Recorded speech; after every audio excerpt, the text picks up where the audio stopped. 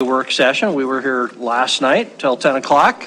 Our agenda tonight's a little bit lighter, so that's good. But let's see if we can get out before 10 o'clock. Before we jump into our item number one, which are budget presentations, our final three budget presentations, and a wrap up. We did have some discussion at our meeting last night about the wisdom of having public comment toward the front end. I see a lot of city staff people. I'm not sure how much public comment we'll have tonight, but as practice, I'm looking at our ordinance on work session procedures, and unlike our business meeting procedures, which define the exact order of our agenda, Section 2-222 Rules of Procedure for Work Session says about public comment in subsection 7, a public comment period shall be provided at each meeting. The presiding officer may set time limits for the comments. And that's all it says. And so what I would propose, council, tonight is we need to have at least one. I doubt anybody would object if there were multiple opportunities for public comment. So just for practice, if nothing else, I'd like to open our meeting tonight with an opportunity for public comment in case anybody has would like to comment, and then they can leave if they need to. And then we'll have our regular public comment period at the end of the presentations as shown on our regular agenda as well. Is there any objection to that? No. Okay, so let's, I'll do that as soon as I turn it over to our city administrator to tell us if there's anything else we need to know tonight. Only thing I would add, Mayor, just so you kind of understand the flow of the night, you've got the items to be presented, the last three components, as you pointed out, of the budget. I have asked department directors and other key staff involved in fee setting and rate setting to be available tonight. So you're going to see a flow of, I think some folks show up here closer to 7 o'clock. Don't feel obligated to ask them all questions. So we're here until 10. They will not be offended if they come, don't get asked and go back home. But they are here because with wrap up, the goal is to, you know, get any of those kind of questions taken care of as we get into ultimately putting the budget on a regular meeting agenda for adoption and amendment. So that's, as you see them flow in, that's why they'll be coming here in just a bit. So with that, Mayor, I'll gladly turn it back over to you and ready for our first presentation. All right, we'll do that. If there is anybody who is here with us tonight who would like to offer public comment now at the beginning of the meeting, feel free to do so.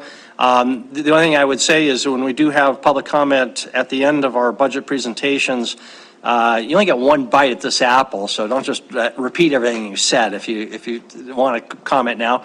But we don't want to keep you any longer than necessary. So if there is anybody in the audience who would like to comment for our benefit now's your opportunity. Just ask that you keep your comments to 3 minutes and tell us your name and address up front. Is there any public comment at this point in the meeting? Don't see anybody, so we'll close that public comment opportunity and move on then to item number one. Tonight we have presentations, first on planning, code enforcement, and the community development block grant program first, and then IT, and then our TIF program, and then fourth will be the wrap up of all the items. So we'll start with the planning and code enforcement and Cdbg. Wyeth Friday. Yes, thank you, Mayor, and good evening, Mayor and Council. Thanks for the opportunity to discuss our Planning and Community Services Department budget with you this evening and kick off your number four work session on budget for this year. Before I go further, I want to introduce my managers who are here in the back. We've got Tina Hoger, who's our code enforcement manager, Monica Plecker, our planning manager, and Brenda Beckett, our community development manager. They're toward the back tonight, but they are absolutely a phenomenal team that I work with on a daily basis, and just an excellent group to run our department. So I also want to acknowledge the 24 staff that we have in the Planning and Community Services Department and the excellent work that they're doing every day.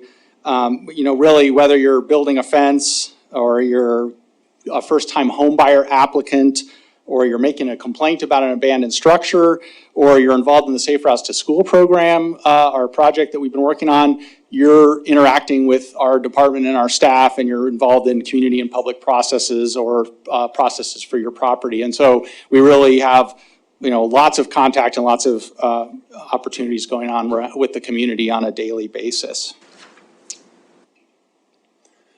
Before we go any further, I also want to point out we had a couple of budget page corrections on page 126 that planning staff and finance staff coordinated and caught and made those corrections. So just so you're aware of that, everything is correct within the rest of the budget sheets and also through the presentation, but just wanted to note those, and it's been updated for the future draft, or final draft, I should say. Just getting into the three divisions, you see our planning team from the planning division up here, almost every single council meeting for land use entitlement processes of various sorts, as well as some of our longer range transportation projects and other items. We have 11 boards and commissions that division supports, that many of those are making recommendations to you through the different processes that we have, whether it's zoning or subdivision, as well as transportation related as well.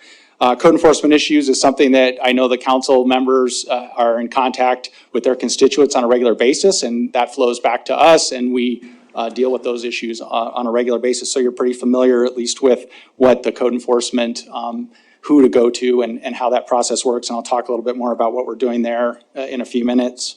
And in terms of CDBG and our Home and Vista program, we just a few meetings ago, the council went through our annual process for those CDBG budgets in coordination with HUD to set those programs for the next fiscal year.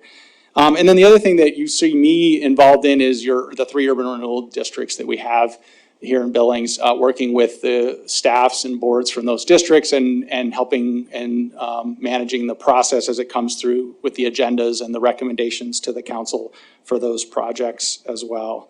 I just want to stress again that our department is very public facing.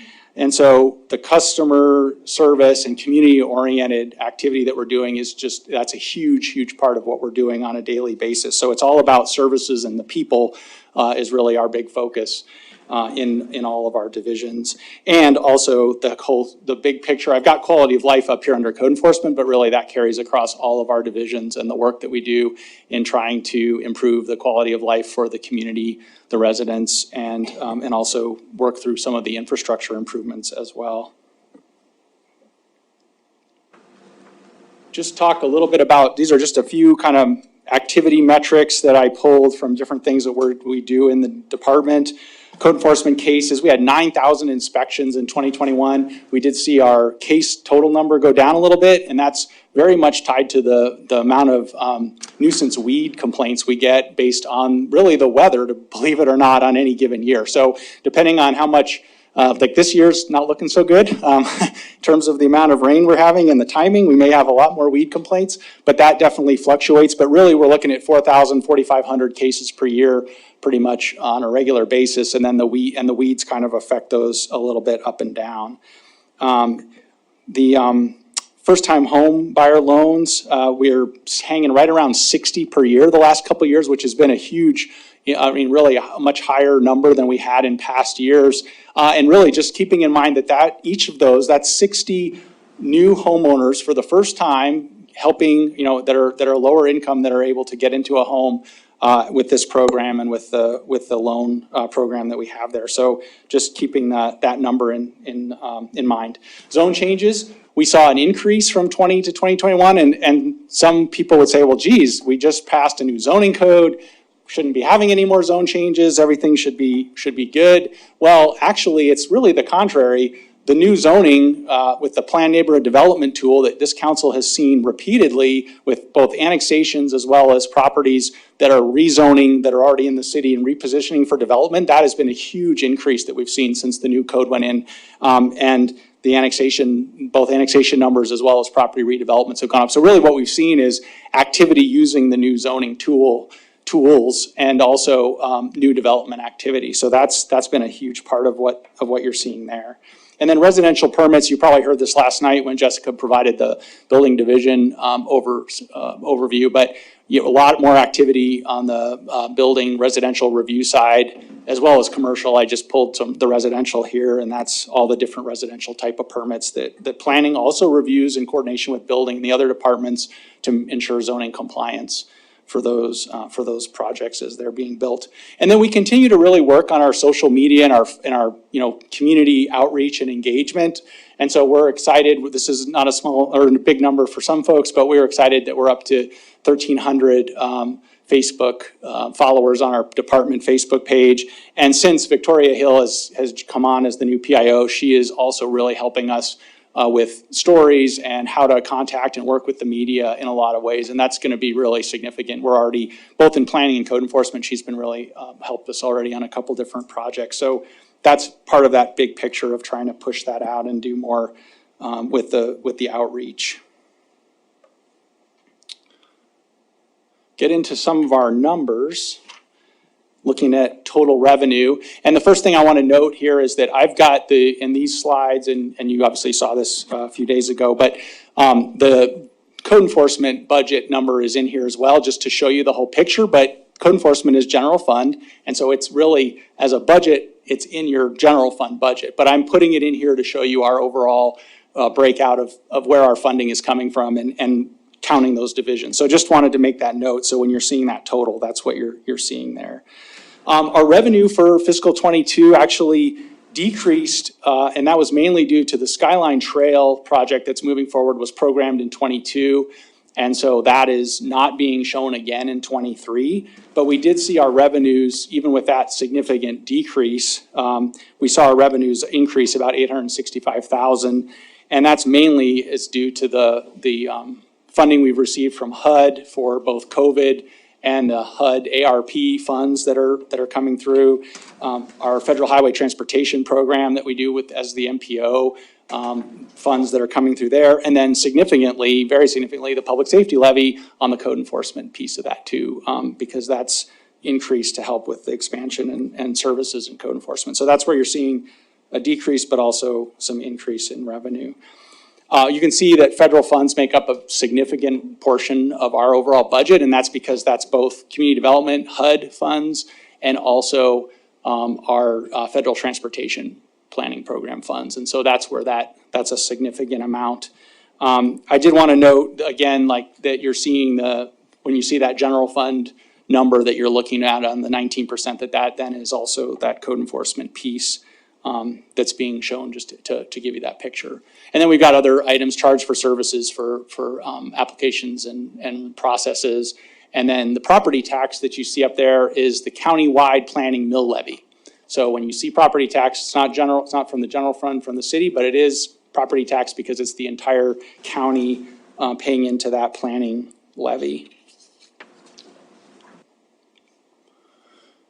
This just gives you a breakdown by division of the funding sources a little more clearly. So you've got code enforcement, like I said, all general fund with just a tiny little bit of charge for service, which is actually revenue we get. We don't actually get, it goes back into the general fund, but it's from weed abatement charges and parking tickets. So there's a tiny little fraction there. And then you'll see community development, obviously primarily HUD federal funds. There is $65,200 that does come from the general fund. It's the only other general fund contribution to the department aside from for code enforcement, and that's for the rent of the space over in the county/Miller building where we are continuing to lease right now. So that's where you'll see that number. Mentioning again the countywide property tax. The levy for planning, and then that 1.1 million is our federal transportation planning program funds in planning, and then some licenses, permits, and then also charges for service. The miscellaneous, just to call that out for community development, is program income. So that's repayments of loans coming back into, primarily coming back into for community development for that amount.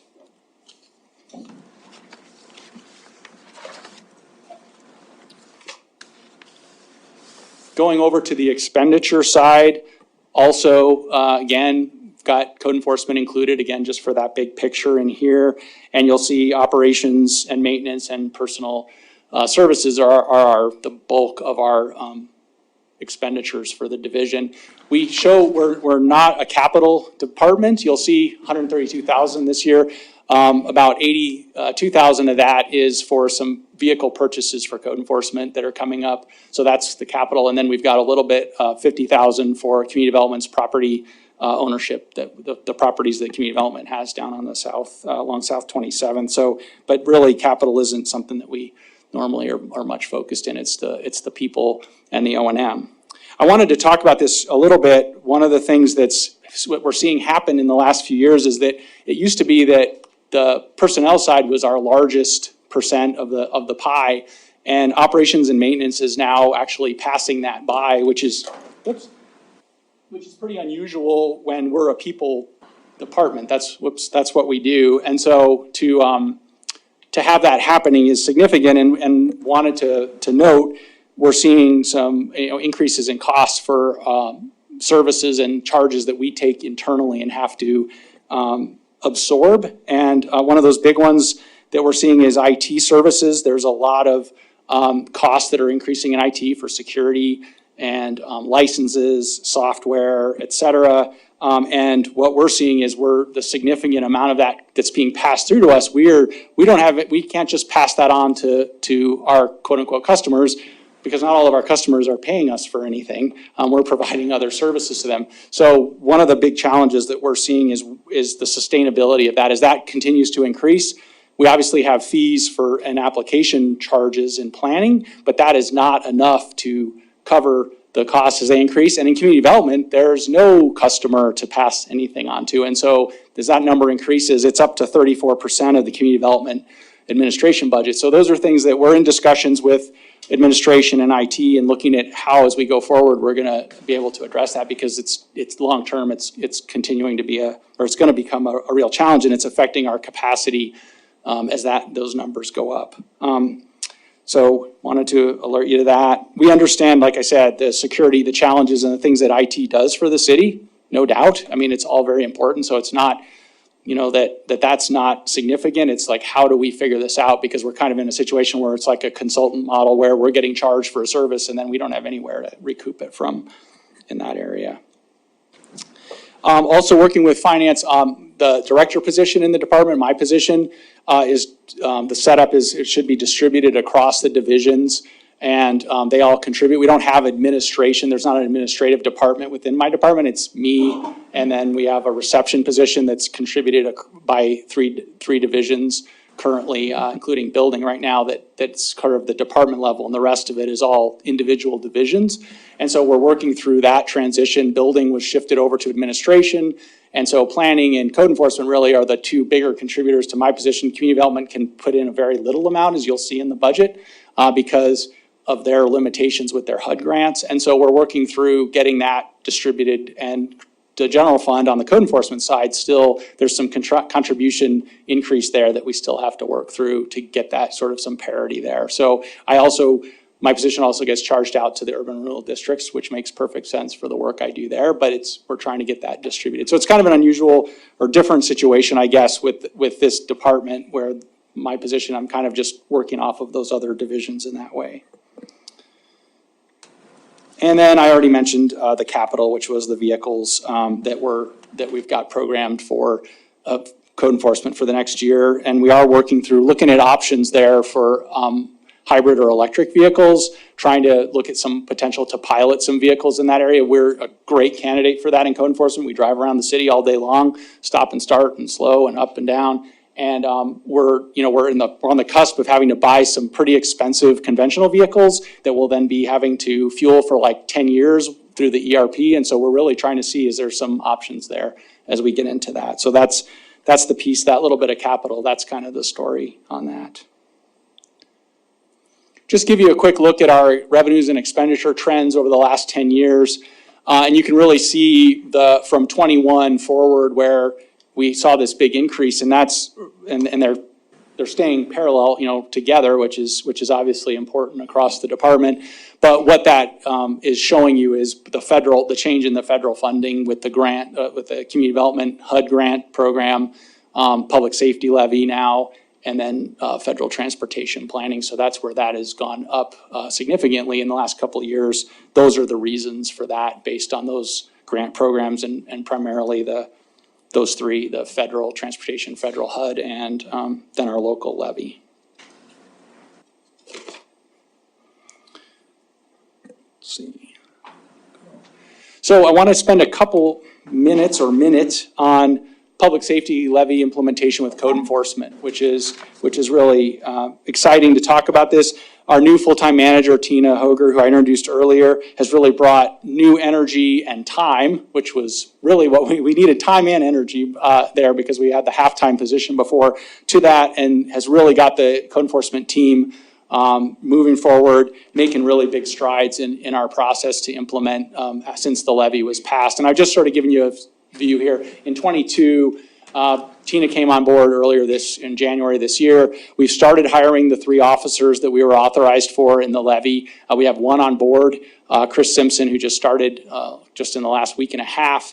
And then we're programmed in to hire 2 more in the next fiscal in 23. So that's in process with 1 just going through our program now. We're implementing policies and updating standard operating procedures, and we have implemented with Tina's lead field training officer program for code enforcement, which is really excellent, where the officers we have are helping train the new officers very significantly as they come in, spending time with them and then working through that. So that's in place. Chris is our first guinea pig, I guess, going through that.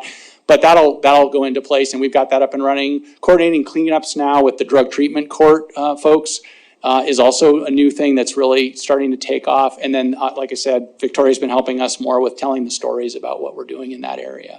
Into 23, we'll finish hiring those officers, focusing then with one of those officers being a focus on the massage facilities, marijuana, graffiti, commercial violations, really be a specific position for that. That'll move forward further. We're already into that, but that's the idea, is to have a position that's really focused there.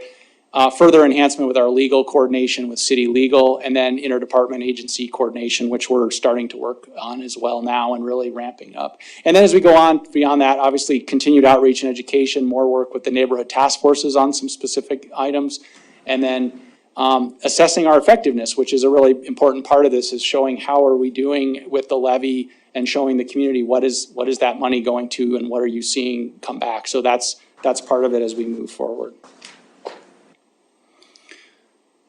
Talking about we have fees changes that are coming to you. We do this on every 2-year cycle, which was something that both city and council and county commissioners have been on sort of the same track with this for many years. So we're on the 2nd year. We're coming back to you, and in June, with budget adoption, we'll have the resolution and the hearing for this. But we're looking at a combination this year of both percent increases and individual application increases. And the whole goal here is that the fees are covering the cost to provide the service. So we're getting that, overall covering those expenses. One of the things that we heard from council last year was looking at potentially like a 2-year implementation on some of this. So we are looking at, as you see on the subdivision piece, the 3%, doing 3 in fiscal 23 and 3 in fiscal 24, and spreading that out over those 2 fiscal years, getting the authorization now to put that in place. We actually did something like that with the county commissioners 2 years ago as well. And then other project fees, some of those you're seeing individual increases, again, trying to capture total cost to provide the service. And those are the developer initiated projects like annexation, zoning applications, and things of that nature. And then over-the-counter permits are more nominal changes. But this really ties back into what I was talking about earlier. Where we can, obviously, we're trying to recover the cost of the service we're providing.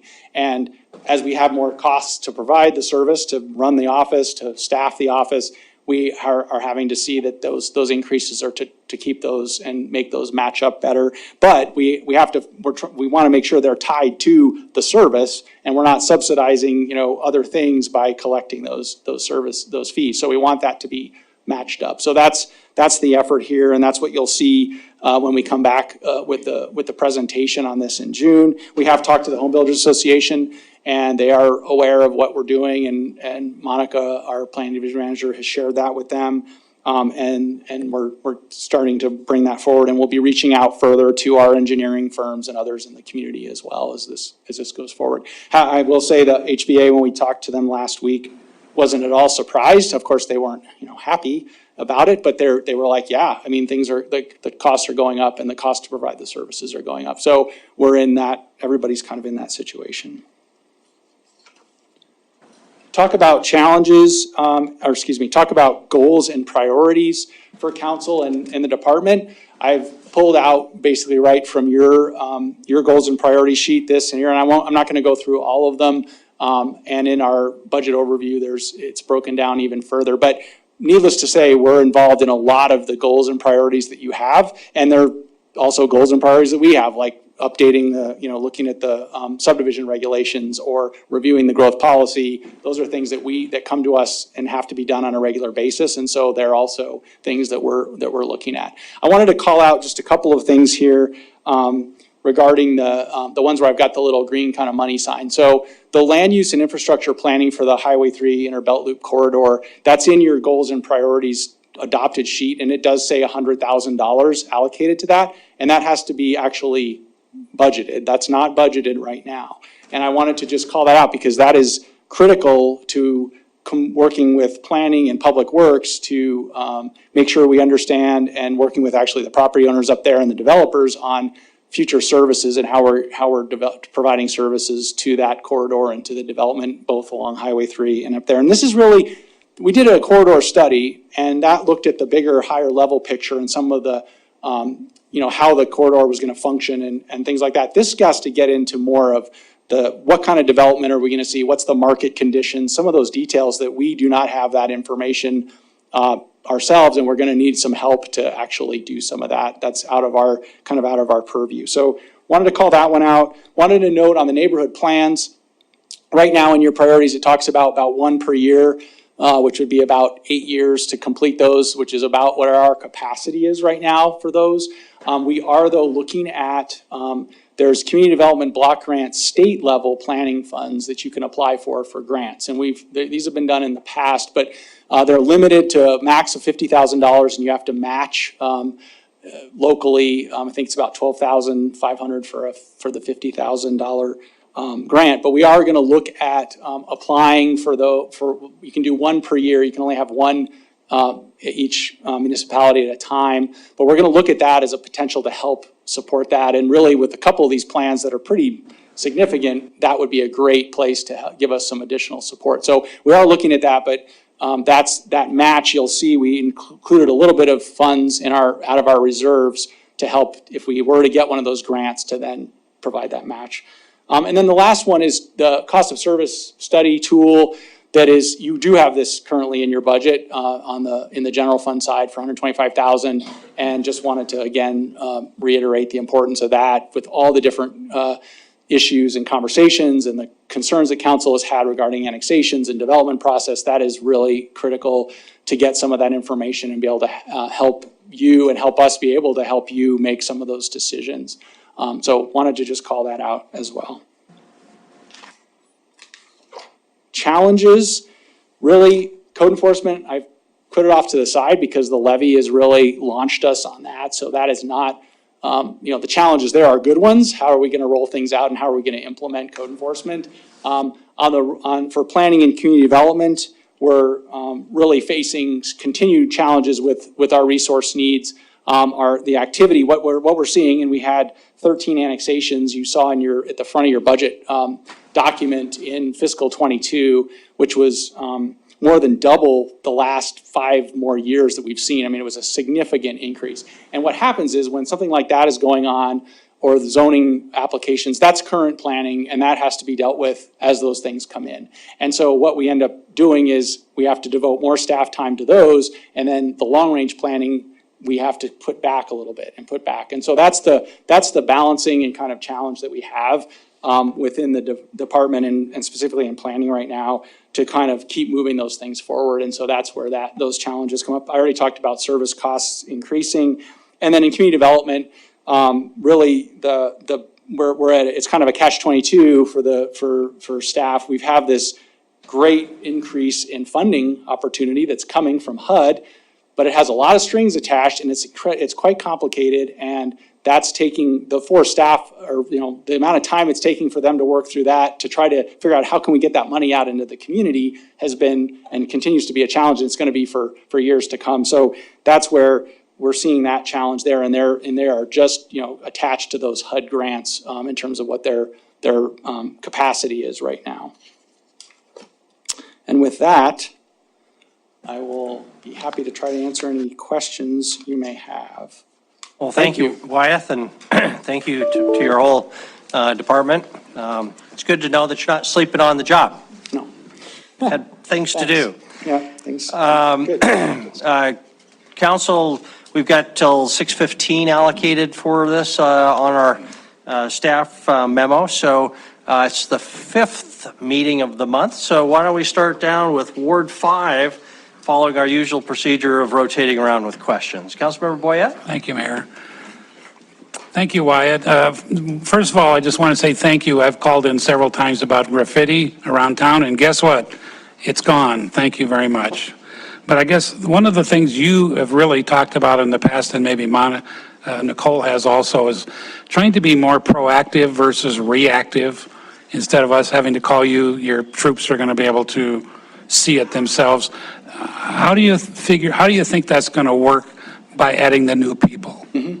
Yeah, thank you, Councilmember Boyette, Mayor and Council. Yeah, that is part of, so with the rollout of the code enforcement changes, that is a significant piece of this, is both we're adding officers, we're adding residential officers, and then we're, like I mentioned on the slide, we currently have 1 code enforcement officer, 2, who's focused primarily, that position is focused primarily on abandoned structures and nuisance properties, the really sticky ones that take a long time to get addressed or abated through court. With the officers we're going to bring on, one of those 3 is going to be another officer 2 who's going to focus in the graffiti, marijuana, the commercial violations area primarily for that position, and be much more engaged out, in the community, looking and seeing what's going on in those areas versus, obviously we're still going to get complaints, but that's going to be part of that position is going to be more actively out initiating, when they see a violation, initiating it themselves, self-initiation. And we're going to be doing the same thing on the residential side as well. So there'll be more of that going on across the officers and the coordination with that. We're also doing more and planning to do more, like with the neighborhood task forces. I noted that up there. Some of them do some of their own graffiti cleanup efforts, and some of those we're looking at partnering with them to actually launch some of those together and work together, and even bring in other departments when that makes sense. Public Works, if we're looking at cleaning up streets or alleys or things like that. So we're going to be doing more on that on the proactive side as well, to really go out into parts of the community and make that an impact happen before not waiting for a complaint. Thank you very much. Councilmember Shaw. Thank you.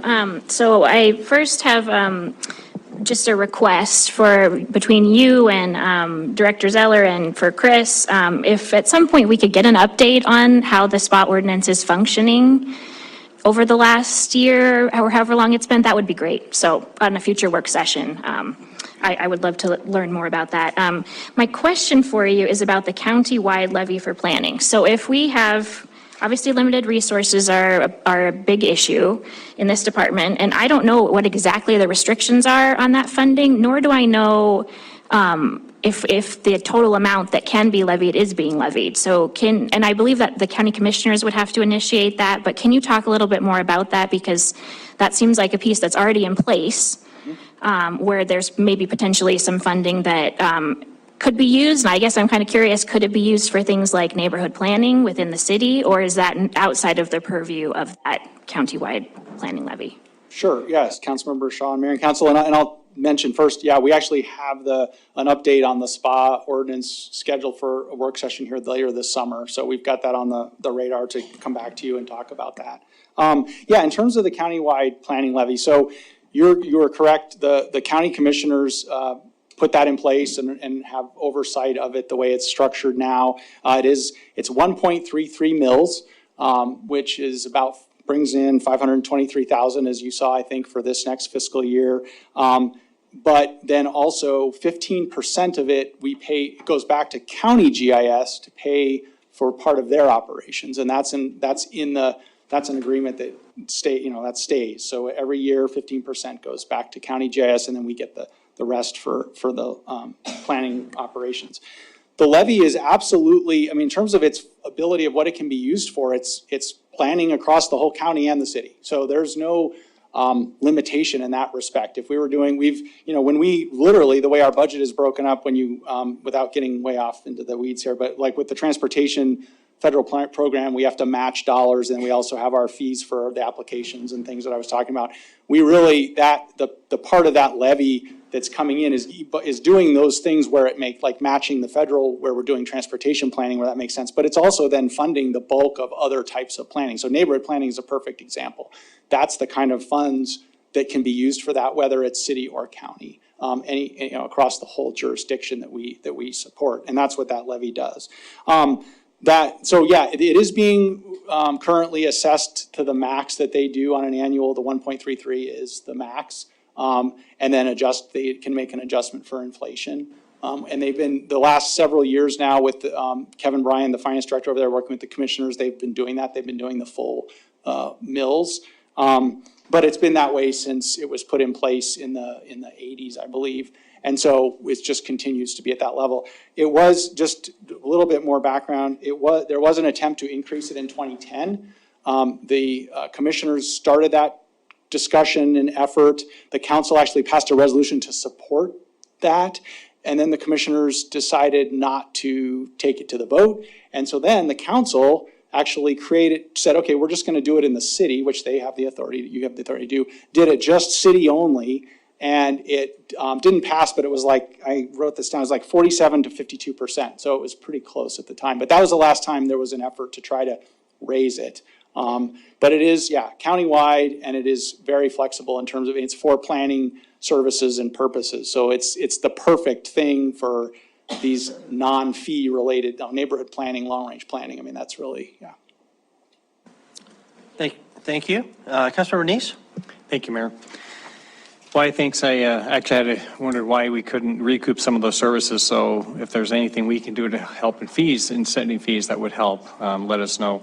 I think you answered my question about the code enforcement officers, but I wanted to talk to you a little bit about the proactive that you mentioned, graffiti and marijuana businesses and things like that. But I'd like you to add, our focus is trash. We get a lot of trash calls. We get a lot of people who are violating whatever the public works is saying how they're supposed to keep their trash cans clean. They're overstacked, overfull, they're falling around, trash is blowing around. I don't know what code enforcement can do to help that, but I sure would like you to see you work with Public Works and somehow try to get people to understand how they're supposed to throw their trash out so we don't have it blowing all over the city. That would be a great focus on that. The other question I had for you, and I was an advocate of this, is trying to do this fee every 2 years. Right now we're in an inflationary time, and so you're setting at 3%, which seems low to me. We saw Public Works increasing 6%, and that was actually low for what they're doing. But is 3% enough? And would you, if you're going to go with the 3%, if mid-year next year you find out, hey, it's not enough, would you come back to us and say, hey, I need more?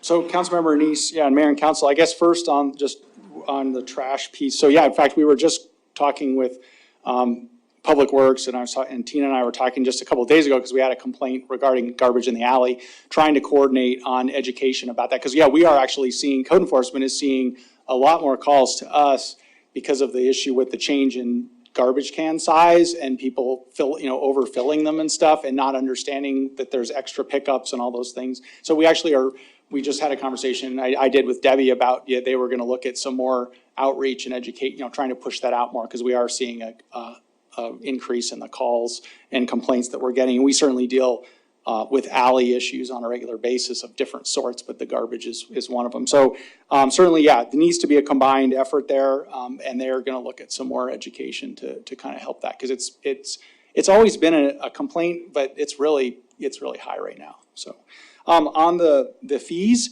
the 3%, I mean, and Monica can speak to this some more when we also, and we can follow up with you as well and when we present. But yeah, the idea here is that that amount, if we're doing this over those 2 years, implementing it, that's keeping and trying to keep those subdivision application fees at a level that we're recovering those costs. So that's the basis for that, is trying to maintain that. We actually increased those the 2 years, the last cycle, and have gotten them closer to, where it is actually covering the cost. So we can tell you some more about that and follow up, but that is the purpose, and that's how that's working across the 2 years. Okay. And then you mentioned about the Inner Belt Loop Corridor study. I guess the second one, more detailed one, is not funded. And so that would have to come out of what, general funds, or some of these planning funds that you talked about that come from the county? So Councilmember Neese, Mayor and Council, the corridor, the Inner Belt Loop, the actual service and study to actually figure out how we're going to provide services and what kind of development we're going to see that's going to connect and use those services, that is proposed to be, that would be a general fund item. We don't have the budget, the current countywide planning levy budget is in our budget now, and it's completely used up by what we're doing now. We have some reserve, but that's actually not a separate item where we can pull more from. So yeah, that would have to be a general fund decision. Okay. And then my last question is about the cost of services study. 125,000, I think, is what you said. Is this the full cost of services of all the different services that we are asking, that several different council members have added? Initially, it was going to be for fire, police, and maybe some roads and sewer, but there's been a lot of other services, I think, added to it. I think stormwater was added to it. Is it going now, this cost of services study, is it been expanded to not do just developer fees as far as cost of services for what we should charge for system development fees, but it is also now finding out what the cost of services, so we can charge people different rates for sewer or different trash pickups or different whatever individually residents now? Is it including both, or just going at cost of services for developers? So Councilmember Neese, I'll speak and then I'll let Chris jump in here, because I want to make sure we're on the same page. I guess first I would say that the real critical component of doing this is to get the information and understand what we have and what's going on and what those costs are. So really, my understanding right now is this first step is to literally understand what those costs of services are. It's not the plan right now, and what we're talking about collecting isn't to then, we're not rolling right into, oh, okay, now we're going to change all these fees or whatever. It's to say, what is the cost of serving, doing these different services? And yeah, the idea is a fairly wide range of what all those costs are. But the initial effort is just to get the information to bring to you and say, here's what these costs are. The decision whether to then say, okay, we're going to adjust this or adjust that is going to have to come. That would be later. That wouldn't be part of this initial effort. We just want it's the information to make the decisions. So, and the only piece I'd add is that the first step is defining the scope. So if you look at the priorities and how they're adopted, there's still, I think, a wide breadth of approaches here from elected officials as well as staff as to how wide this scope is going to be. So the 125,000, it's a starting point. And it's going to have us learn more as we step into this. It's not system development studies or impact fee studies. Not that some of that base information wouldn't be helpful in that regard, but that's not the focus.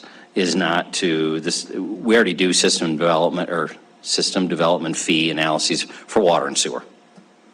So this isn't in those areas, but it is to understand cost of services, as Wyeth has said, not determining okay, what are you going to do with that information relative to determining how close you want the cost causer to be the cost payer? Those are decisions to be made with the information. So step one is defining the scope. Are we going to, how much of the elephant are we going to try to bite here to understand cost across the city? Or do we learn as we start working with consultants and identifying the scope that really we're going to have to bite it into X departments that has not been determined yet? And if I could just add just to that, Please. because, so Andy and I have been also with Chris, but have been looking at, there's been the question of scope, and I don't want to get way into the weeds again on this tonight, but we've gotten some information from a couple of firms, and one firm in particular who's done some of this work in the Midwest, and I just recently got the scope and the information from the community that did the project, and they've done some updates. They have models. It's very comprehensive, and what we're hearing is that 125,000 looks like actually it could potentially be a really good start to collecting and getting the data, and then looking at what kind of analysis tools that would come out of that. But we're happy to figure out how to share that with you all. Just in the last literally few days, we've gotten more information from the community. So anyway, we can share that. But yeah, it gives you a pretty good sense of these are the types of measurements and things that you do. And then what you decide to do with the information then is the next step. Okay, thank you. We better move on. Yeah, I guess I'm a little confused, because if the idea is to figure out what the development fees or impact fees are when we're putting developments in for fire departments and police departments and some roads and things like that, it sounds like this $125,000 is not going to get us there. We have to go out and do another study, if I understand that correctly. Do I misunderstand that? Yeah, I think my understanding is that based on what I've seen with the analysis, that no, this would get you that, you would then be able to say, okay, the cost of delivering the service is this, and here's the impacts across the organization. And then we can set our impact fees based upon this study. I think what Chris said is you can't be sure of that. We do not know. But we got to move on because our time's already up and we haven't got through for a long ways. But Councilmember Owen? Thank you, Mayor.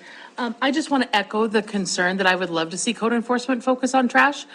In particular, I'd love to see some proactive looks at commercial property and undeveloped land where trash is just blowing and cluttering on it. Sometimes their fences get really clogged up with garbage, and so if there's options to be a little more proactive, I would just echo that desire as well. One of the things that you've talked about previously, Wyeth, when it comes to neighborhood plans, is it's not just funding, but staff capacity to do them. Is there any thought to partnering with some of the more active task forces to steer some of those neighborhood planning efforts, sort of as a force multiplier? Councilmember Owen and Mayor and Council. So yeah, actually, in the sense not to have them, necessarily lead the effort, but we've already had in a couple cases conversations with them about they're wanting to say, okay, we've looked at our current plan that's multiple years old. How do we kind of work through this to move forward and figure out what would we do if this was being with an update? And what we've said to them is that you need to think about what are your priorities, what are the issue areas that you're seeing in your part of the city now, and really bring that to launch that discussion and help inform then when we do a process, then they're able to say, yeah, this is what's going on in our task force area. These are the top concerns that we have, et cetera. And so we're actually working to do some, and we talked to the task force leadership group at their last quarterly meeting about a survey also to kind of get them thinking about that and pushing it out. So yeah, they're going to have to be certainly involved in the areas where with the existing neighborhood plans, but on that sort of, I guess, involvement, which is certainly, yeah, they've got to provide that. But just to be clear, you're not comfortable actually just letting them lead it with your support, right? So that they function as the staff instead of your staff. Is that what you're saying? Correct. Yeah, we would want to make sure that we were, helping lead it and reporting to you on that process. So then, when we look at the 100,000 for the Inner-Belt Loop study, I assume at some point there'll need to be a similar land use planning around the Billings bypass. And then on top of that, we of course know that among the plans that needs to be updated is the Heights neighborhood plan. So at least for that portion of the Inner Belt Loop, as well as the bypass, is it better to combine them all into a Heights plan and just do that the same time? I mean, I know it's not the full corridor, you've got the Rimrock end of the bypass, but I'm just wondering if we're going to end up replicating a process 3 times. Sure, Councilmember Owen. Yeah, I would say, so a couple things. The bypass, the study that we're doing on the north section of the bypass, it's the portion obviously from the river into the heights. Lockwood is our, we got Lockwood, quote unquote, figured out in the sense of how it's zoned and it's got its own growth policy. So there's that study is looking a little more closely, I guess I would say, than our inner belt loop study did on some of the utility piece of that. So we're expecting to get more information than, at that level when that comes out. But I guess I wouldn't want to dismiss out of hand the idea that, yeah, if we're moving forward and look, depending on like with the Heights neighborhood plan and then with that coming out, like, is there some ways to have some synergy there? Yeah, I mean, we would certainly look at that. Because, the idea with the existing services in the Heights now between the city and Heights Water District, we have a lot more to work with than say up along the inner belt. But maybe we can continue that conversation. Thank you, Mayor. Thank you. Councilmember Joy? Thank you, Mayor and Council. Since there are 2 council members not here tonight, I'm planning to use 2 times as much time for my questions and 2 times as much time to opine on the world and its situation. Anyway, the question's already been asked and answered by Director Friday, so thank you. Okay. Councilmember Rupsis did send us some questions, and I don't know if you've got those. I just don't want to completely forget about those if there's an opportunity while you're looking for that. 2 quick questions, I hope, Wyeth. Census. The census was completed in the end of the data, end of 2020. COVID delayed everything. This is now 2022, almost halfway through. I don't remember ever having a presentation on the results of the census, and there's a lot of demographic data there that I think would be really fascinating to learn about. Will we get that? Where are we at with the census?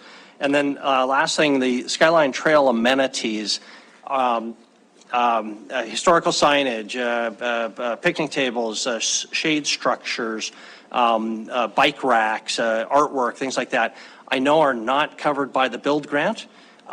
Is there any money to do those things? And are we proceeding with, if there isn't money, at least identifying what those are, what the cost would be, so that we can ask the public, give the public a menu? Because we can't ask the public for money if we don't have it all figured out and what we want.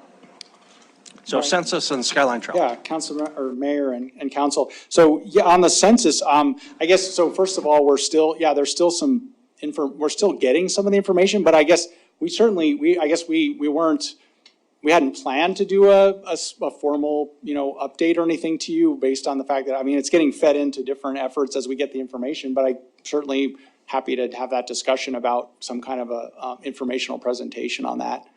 So I guess that's for sure there. We are still seeing things that are getting delayed. In fact, we were just on a call with MDT today, and they are, because they go through a process to update with us the urban planning area that's tied to our MPO, and they're being told now the data, some of that census data they need is now being pushed back to fall, winter, that was supposed to be spring, summer. So, but certainly we're happy to, Which is the same feedback I've heard relative to, the question comes up commonly from some of you about the ward boundaries. We don't have census information from the Census Bureau to determine what you would change in the lines for the ward boundaries. So it's my understanding that that's a late summer, fall is the most recent kind of timeline they've indicated we would get that kind of information.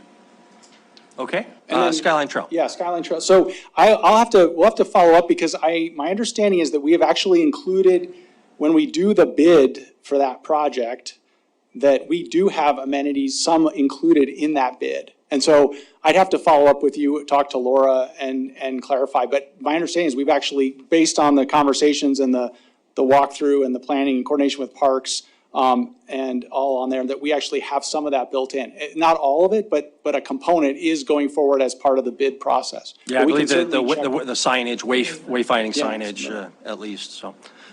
Okay, well, just then, so we don't lose track of that, and if we can drive that forward, I think that would be great.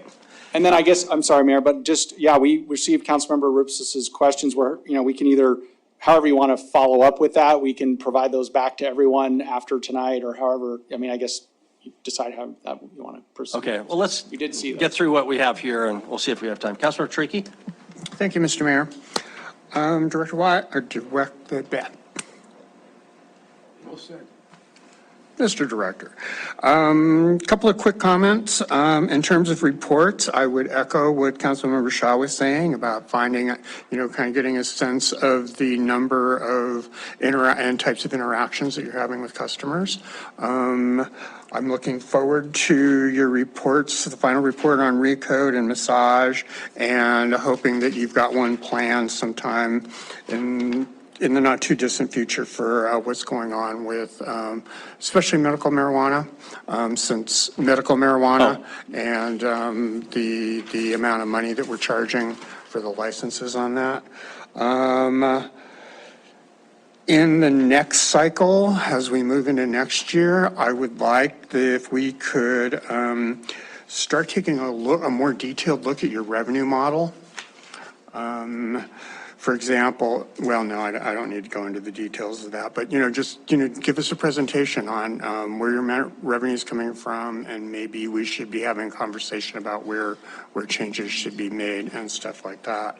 And finally, a comment about the focus. While I agree that trash is something that probably makes some sense that the city take on, I'm not sure code enforcement is the right way to do it. What I would like to have a conversation about is where can a more proactive code enforcement help us with the quality of the existing housing in the city, especially places that are being rented. And I have a throwaway question if you want it. I'm sorry. I have a throwaway question if you want it. I was just curious, you said that counter permits, that the fees for that are nominal. And I was just kind of curious if you could give us an example of what counter permits are and what those fees look like. Councilmember Shariki and Mayor and Council, so I think I got all your notes here, so we'll make sure we clarify that. I would just add, I guess the trash issue is a little outside of, code enforcement is involved in, like I described already, with solid waste and those issues. When it gets to more substantial cleaning up along roads and stuff, yeah, there's some things we can certainly help do. There's things where we're gonna absolutely be, need to defer or partner with other entities. But I know it's a big deal. We see it along the interstate corridor, quite badly here. In terms of the counter, so when I said the nominal, so some of those fees, I guess the increase is going to be minimal based on what the current permits and such are. But over the counter, or what we would say counter permits, are things like a fence permit or something like that. We have some minor sign permits, but most of that now we don't do much where we literally do it on over the counter, but they're quicker and they're short. The process is shorter. So those are some of the types of things that you would see there. And I can get you when we'll have the breakdown on those fees and those permits that we can share. Thank you very much. Thank you. Councilor Tidswell? Real simple. Is that, are the home ARP funds still in the funder, or are they in our hands right now? The home ARP funds are available to us now. And we're in the process of working through with HUD how that can be administered, what the criteria are that we have to meet if we were, to roll it out into the community. Mm-hmm. So we have access to them, but we have to go through a pretty substantial assessment of the community, what the needs are, and then also what the criteria are to be able to say, okay, now we're open, applications can come in, and then we could award funds. Well, what's that time frame look like? That time frame is looking like coming back in the fall with the application, basically the process and how we would roll it out to sharing that with you, and then opening it up to the community to apply. We have till 2030 to expend the funds, which doesn't mean we want to wait a long time because there's needs, but we have to. The HUD guidance and requirements are pretty substantial for this, so we have to get it all set up to their liking. All right, thank you very much. Thank you. Councilor Puritan? Thank you. So Wyeth, whenever you're talking IT, are you talking about our IT department, or are you talking IT within planning department? Councilmember Purinton and Mayor and Council, talking about IT, the city IT that provides services to us, yeah, and we get services from them, yeah. Okay, so also on page 127 of let's see, it's under your new or expanded programs. There's discussion about the social services, and also on page 128 that are provided. And that was in that second paragraph of the CDBG. So how many of the social services are you referring to? Do you have those listed, of the social services that, I guess it would be CBDG that they specifically look at? Because we got a lot of social services. So which ones are, I would like a rundown of that, and you don't have to do that right now. Sure, no, I think, yeah, we can, I guess what you've got in here that's referenced in that paragraph is what we do need to do per HUD to roll the program out. And so assessing what the population, what the needs are, and then engaging the public with the process, and then priorities.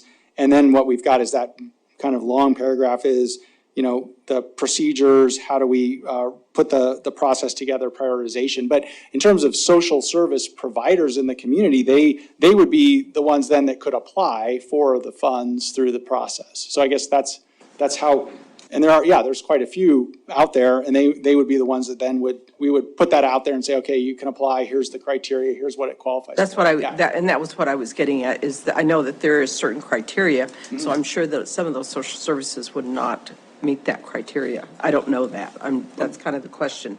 Okay, yeah, sure, yeah, and I know we wouldn't know necessarily what which ones would would or wouldn't per se. They'd have to look, they would look at their program.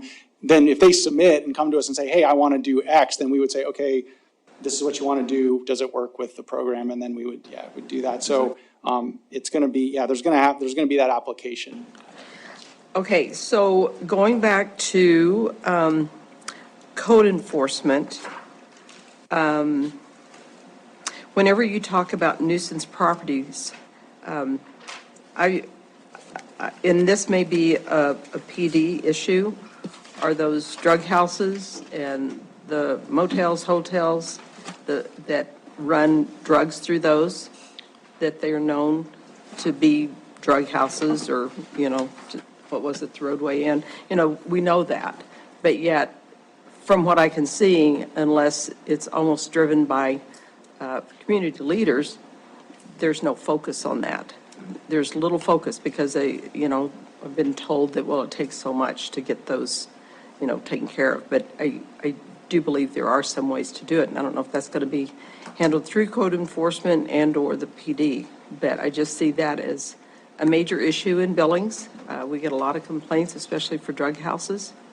And so anyway. Yeah, I guess real briefly, Councilmember Purinton, so when you say, so the nuisance properties and such, it's the whole gamut. It's a house that was in disrepair and the owner passed away and there's no heirs. And we have to go through a process with the state AG to try to get that managed. And then it's all the way up to what you referred to on some of the larger commercial properties. But we absolutely have to work with law enforcement and code enforcement and even other agencies to put whatever pressure we can and figure out where the different violations are to address them. Perfect. And one last question, going back to the neighborhood planning updates. I know on here, you had made the comment, and you had said this before, that having to go through this, and so many of them need to be updated, and it's like a 10-year cycle. Could we not change that cycle to more of a 15-year cycle? And what in your utopian world would it look like to get these done?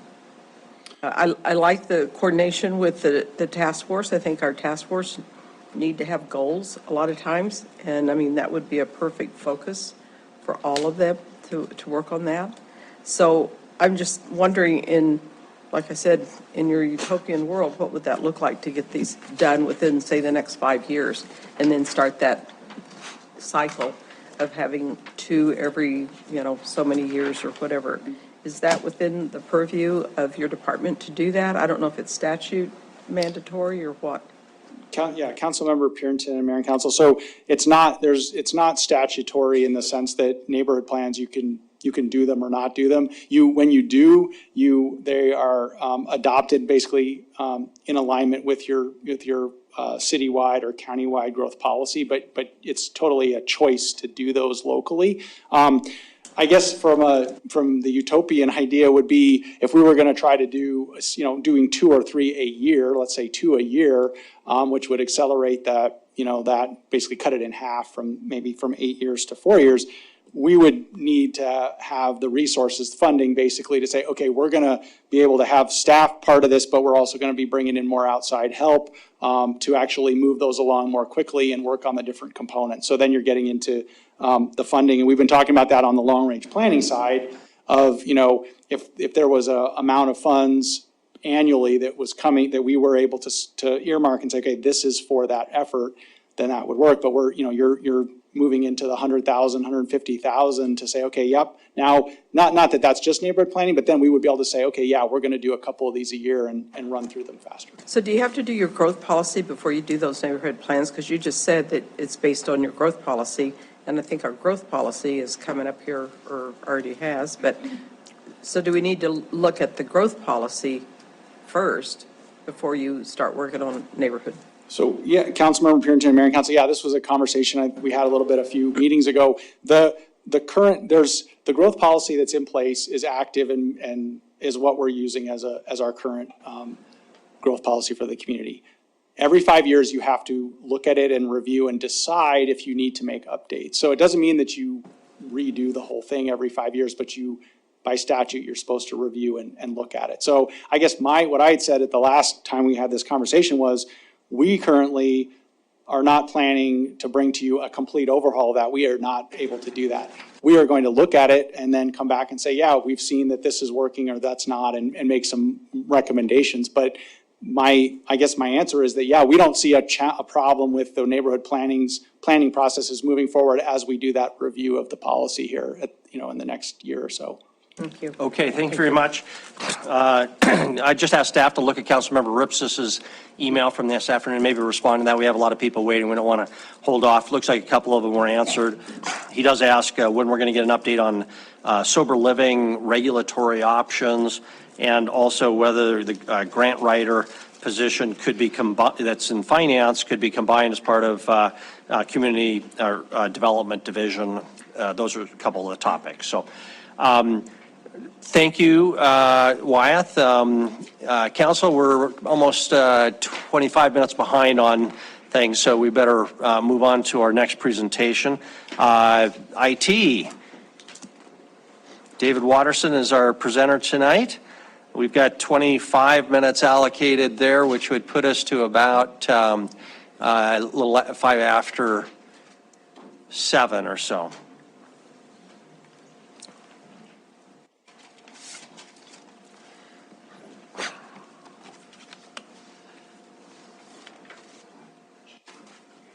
All right. Good evening, Mayor and Council. I'm going to do you a favor. Any questions? Get on schedule. Any questions? No. Looks good. Thank you. See you next year. All right. Well, it is my pleasure to be here in a capacity to talk with you about IT and talk to you about some of the things we're doing and some of our successes and our challenges, as opposed to just joining you at so many different meetings in a support role over the course of the last couple of years. So it is always a great honor for me to be here. And speaking of honors, I'd like to share and introduce you to a few people who are key team leaders in the IT department. We have Barb McCrae, our IT manager. She's basically our second in charge, pretty much in charge of most operations. We have Deb Schmidt, our network administrator, and she leads the network team and the security team. And Jeffrey Sprock, who is our GIS coordinator extraordinaire. We grabbed him out of Nebraska, and he has been an amazing addition to our staff. So these people each have groups of staff, and they do a great job in providing services and understanding the needs and delivering. With that, our goal as IT is to bring people and technology together to meet the needs of the organization.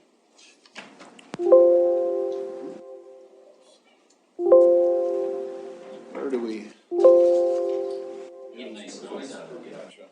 What's that? Oh.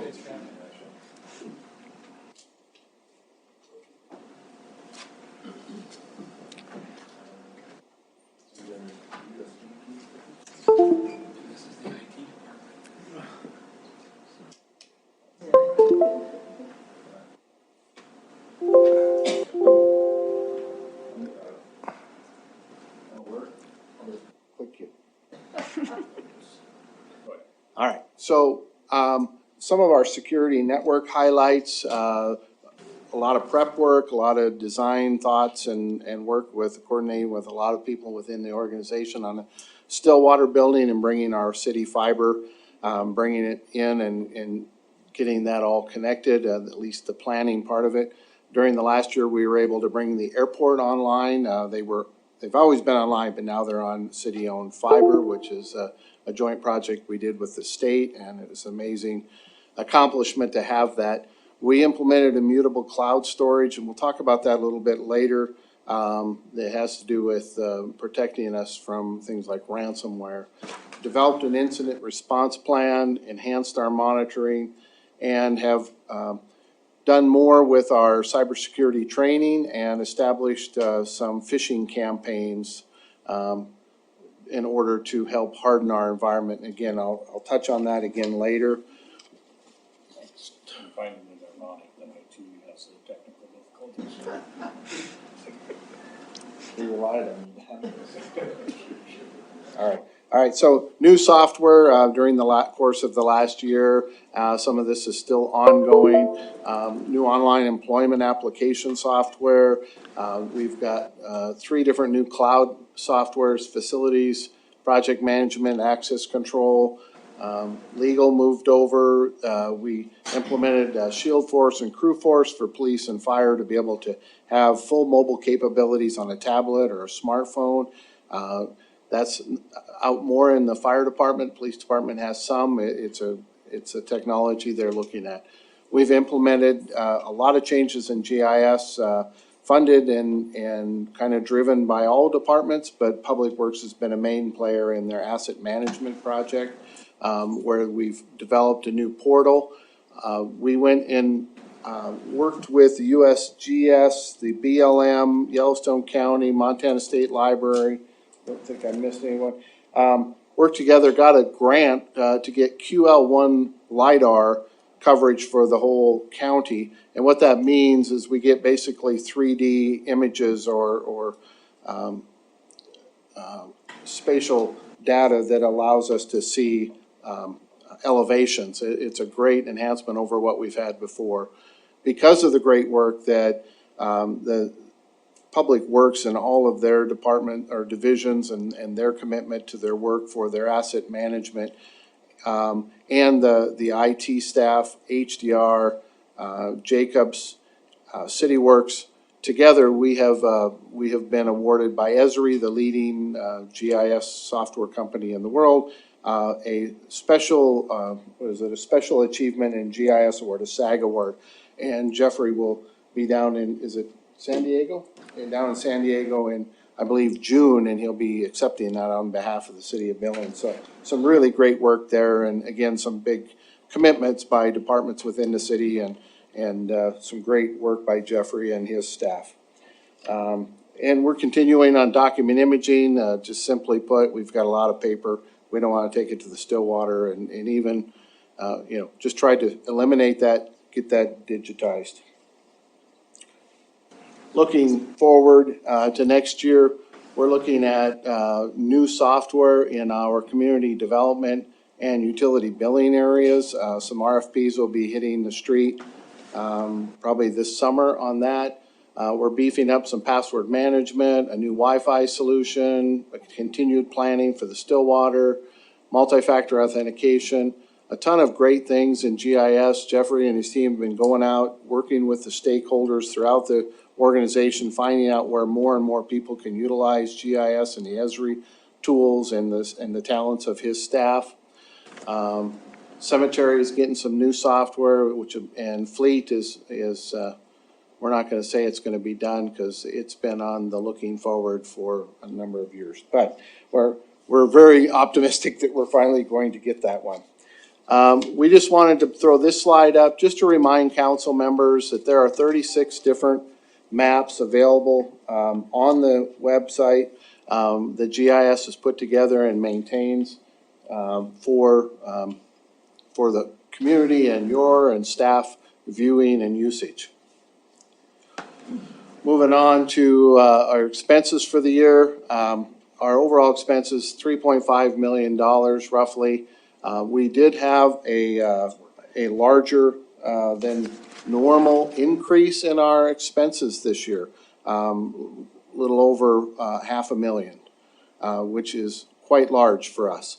But what we had is we are introducing and asking in the budget for another GIS tech position, which was requested by Public Works and will be funded wholly by Public Works, so it won't impact other departments for that expense. And that's their continued effort on their asset management and implementation of CityWorks and all their ESRI projects. The other one is a public safety PC support tech, which was part of the public safety mill levy and is being phased into the budget in FY 23's budget. So those two together make up $138,000 of our personnel expense. Of that $500,000 was $146,000 of that was in personnel services, 138 and change was those two positions. So not much else changed there in personnel expenses. O&M was an increase of $290,000, but we had $82,500 in ESRI charges and $75,000 in CityWorks charges to pay the enterprise fund. In the past, each department has gotten a bill and paid their portion of it, and then we go around and collect the money from everyone, and then IT puts together a PO and pays for it. So instead of doing that, what we did is we included it in our IT charges, and so then we just pay for it. So the departments are paying for it through their IT charges rather than directly to the vendor. It's pretty much a pass-through, so it's not really an increase to them, but about $157,000 in the O&M were related to this pass-through of those two enterprise licenses. In addition to that, we have ebbs and tides in our TRP. So we had an increase from last year of $89,000 there, and some other expenses, including network hardware planning for the Stillwater, some social media archiving, and then in the capital side, we went up mostly because of a Wi-Fi phase 1 expansion or replacement project. Our Wi-Fi now is about 9 years old and is being discontinued, so we're moving to a new platform, and we'll be phasing that in over this year and next year, and then some backups. The central telephone system budget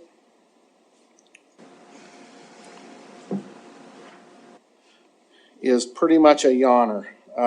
It went up 23.5 collectively for the year.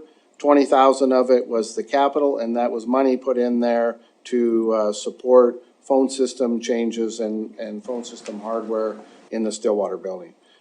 So pretty much business as usual, not any significant change at all in that budget. IT challenges. Maintaining our cybersecurity is large. Maintaining the roadmap, implementing new systems and policies, monitoring, always changing and developing. Staffing, getting the right skill sets, the right number of people. As things continue to change, it's hard for our people to stay current. It's a challenge, and we have to address that. Security has had such an impact, and I'll show you a graph in a little bit that shows you how our security expenses have changed over the last 5-6 years. But it impacts our ability to deliver services in the application area and the network services. because we're drawn to the security thing. Security has to happen. We have to put the power to the forward shields if you're a Star Trek fan. It pulls our attention away sometimes from application support. And succession planning is an issue. Two of these lovely ladies back here started with the city when they were 13, and they both have 30 years of experience or more. They are one bad day away from leaving, so don't ask me any hard questions or make me cry tonight, because that could just put them over the edge. So, and we have, some people in that 25 to 30 that are key people, and then we have some people who are 15 to 20 years that already have, that are 60 plus. We have 5 to 6 people that could leave in the next 3 years, and they're all in middle of IT or higher. Cybersecurity training, we've doubled down on that. We've got the entire city bought into it, maybe drug into it might be the right answer on some people, but they're all there thanks to the support of the leadership team and administration and their supervisors. We are there. We have done more phishing exercises where we control the phishing and send it out. And if you've clicked on one of those, you've probably gotten a little message from me. It is a teachable moment, and that's what its designation is. That's what we're supposed to be doing. And we're trying to all learn and harden our environment. We are continuing to enhance our network visibility and also our network logging. It seems like no matter how much logging we implement, we have a question and we're like, oh, okay, well, we need more logging. So email, the biggest threat to us, I mean, the largest threat, because everyone who has an email, including each and every one of you, is a point at which we can let things into our network. It is the biggest threat. 90% of all intrusions come through that. We have very good desktop antivirus software. It's behavioral based. It's artificial intelligence. It looks for certain behaviors rather than footprints. It is state of the art, and but we hate to rely on these things. It will stop a lot. It will stop almost everything. But again, the less we test that, the better. So ransomware, that's probably the biggest threat we have. One of the things I talked about is immutable storage. And what that means is we have so we have our production, and right beside it we have our backup. In another building we have another backup, offsite backup, and then we go to the cloud. When we go to the cloud, it's called immutable, is the way we store it in the cloud, which means it can't be written over. So what happens with encryption in the simplest fashion is they get a foothold in your network and they encrypt all your data, and then you can't read it unless you get the key. And then maybe not, you can read it. But if it's immutable in the cloud, they cannot change it. It's like a write once, can't change it. And so that not only gives us an offsite copy, but it also gives us a copy that is not susceptible to ransomware until somebody who does ransomware figures that out. But It's cheap. what's that? It's probably cheap, right? Yeah. So, ransomware, just some stats here. You guys can look at the slide. It just needless to say, it cripples entire organizations. It's extremely expensive nationwide. And 53% of businesses, only 57% are successful at recovering if you're hit. And that's if you were to either have good backups or pay.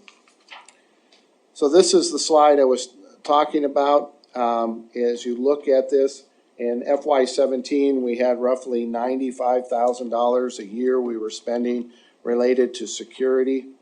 And these figures here do show the salary for our security engineer, but what it doesn't show is all we call shadow people. For instance, it does not reflect Debbie's salary, and yet she spends a great amount of time working with security protocols, security software, working with Lauren. She's his supervisor, who's our security engineer. I spend time on security. Some of those salaries are not reflected here. These are the mainstream applications and services that we have in place to protect our network. And as you can see, from FY17 at $95,000, it has increased to almost $400,000 projected in FY '23. We are fairly flat from 22 to 23. Realistically, the only difference between those two is in 21, we paid a year and a half of cybersecurity insurance, and in FY '22, we didn't have to pay any because of that. And FY '23, we're gonna have to pay again. So it has had leveled out a little bit there, but I think it could be, who knows, it could be the calm before the storm. So with that, questions? Thank you, David. Thank you for keeping us safe, despite my own behavior sometimes, yeah. I think we started with Councilmember Boyette last time, so we'll come down to Ward 1, Councilmember Shaw. Councilmember Neese? Thank you, Mayor. Dave, I asked a question to Airport this yesterday. As far as, I don't like to see redundancy of services, and so the airport is hiring an IT person or IT tech person. And I guess my question to you is it sounds to me like you take care of Public Works IT, the planning IT. Are there any specialty departments that your IT department can't provide, or do you think that any of the IT services should be falling under your department, and then, like you do with Public Works, just charge them for those services? Well, I think you've caught me flat-footed. Did you say the airport? Airport's hiring an IT specialist or tech or something like that. I'm not aware of that. Okay, thank you. Councilmember Rowan? Okay, so let me ask a similar question then. I heard you discuss that you're digitizing documents, and we've heard library is working on doing digital archives as well. And this budget also proposes a new administrative position to do document digitization. So are these coordinated efforts? To my knowledge, yes, they are. Gavin is very involved in the records management committee and helping as a leader in that committee that is working with the city clerk and IT and other key departments that have a lot of document imaging. And so the idea on that position is that we can have someone that is really that go-to person for records management to help provide guidance out to the departments, help them set up their document imaging, get their workflows, get everything functioning and working, and then be that liaison for those departments and understanding what are the records retention rules, what are our policies, that kind of thing. It is a big undertaking to understand all of that and to coordinate that and to be an expert in and then IT also has expertise in the document imaging solution and can be a liaison to the vendor and to the departments. It would be a tremendous asset to the city to have that position, so. Thank you. Councilmember Joy? No questions, thank you. Thank you. David, you mentioned cyber insurance, and I'm trying to remember, we had a presentation at the executive forum up in Shoto. MMMI had as a product, I believe, and Kevin might comment on this, but I remember, if I remember correctly, they were predicting a huge premium increase, as you'd expect. Do you know what's happening with, what is our cybersecurity insurance coverage look like? What's it going to cost? Are we going to see a big change in premiums? Mayor and council, we have seen increases in that. A year and a half ago, we saw an increase in our deductible, I think from, was it 50,000 to 100, I believe. And then we extended that out for a year and a half. On the backside of that, related to your question, we have done some things that are mandated by the state of Montana Department of Justice because of our relationship with the state and them, like multi-factor authentication and password and patch management, things in the cybersecurity training. These are all check boxes that in when we do cybersecurity insurance that says, lower my premium, or don't raise it, whichever way you want to look at it. So we have done a lot of, taken a lot of proactive steps to try to mitigate that increase. I don't believe we have started, Payne West what are they called now? Is that what they're called? Anyway, but they go out and shop the different offerings for us and help us select a new coverage. I believe we got some preliminary stuff, and I'm not sure if there was an increase, but they were feeling like the company we have now will work well moving forward, that they're still one of the lower price providers. So we'll be doing that, I believe, in July. I think we have to look at renewing that. So that's coming up. Okay, thank you. Councilor Tricky? Just a quick comment. I can tell by my level of recognition of the acronyms that you're using that either I'm getting older or the world is, technology is changing way faster than I really want it to. I can tell you're doing a good job, though. Thank you. Thank you, Councilman. Thank you. Councilor Tidswell? Something that sticks in my craw, during a presentation, Chief St. John talked about still using flash drives to file body cam footage. That seems kind of bulky to me, and I'm wondering, it's not very ITS, but is there a process change that could help there? Excuse me, Mayor and Council and Councilmember Tidswell, he's using flash drives for what? To store body cam footage. Okay. So I think that probably is an exception more than the rule. Okay. Having said that, they have an existing server that stores their body cam and in-car video.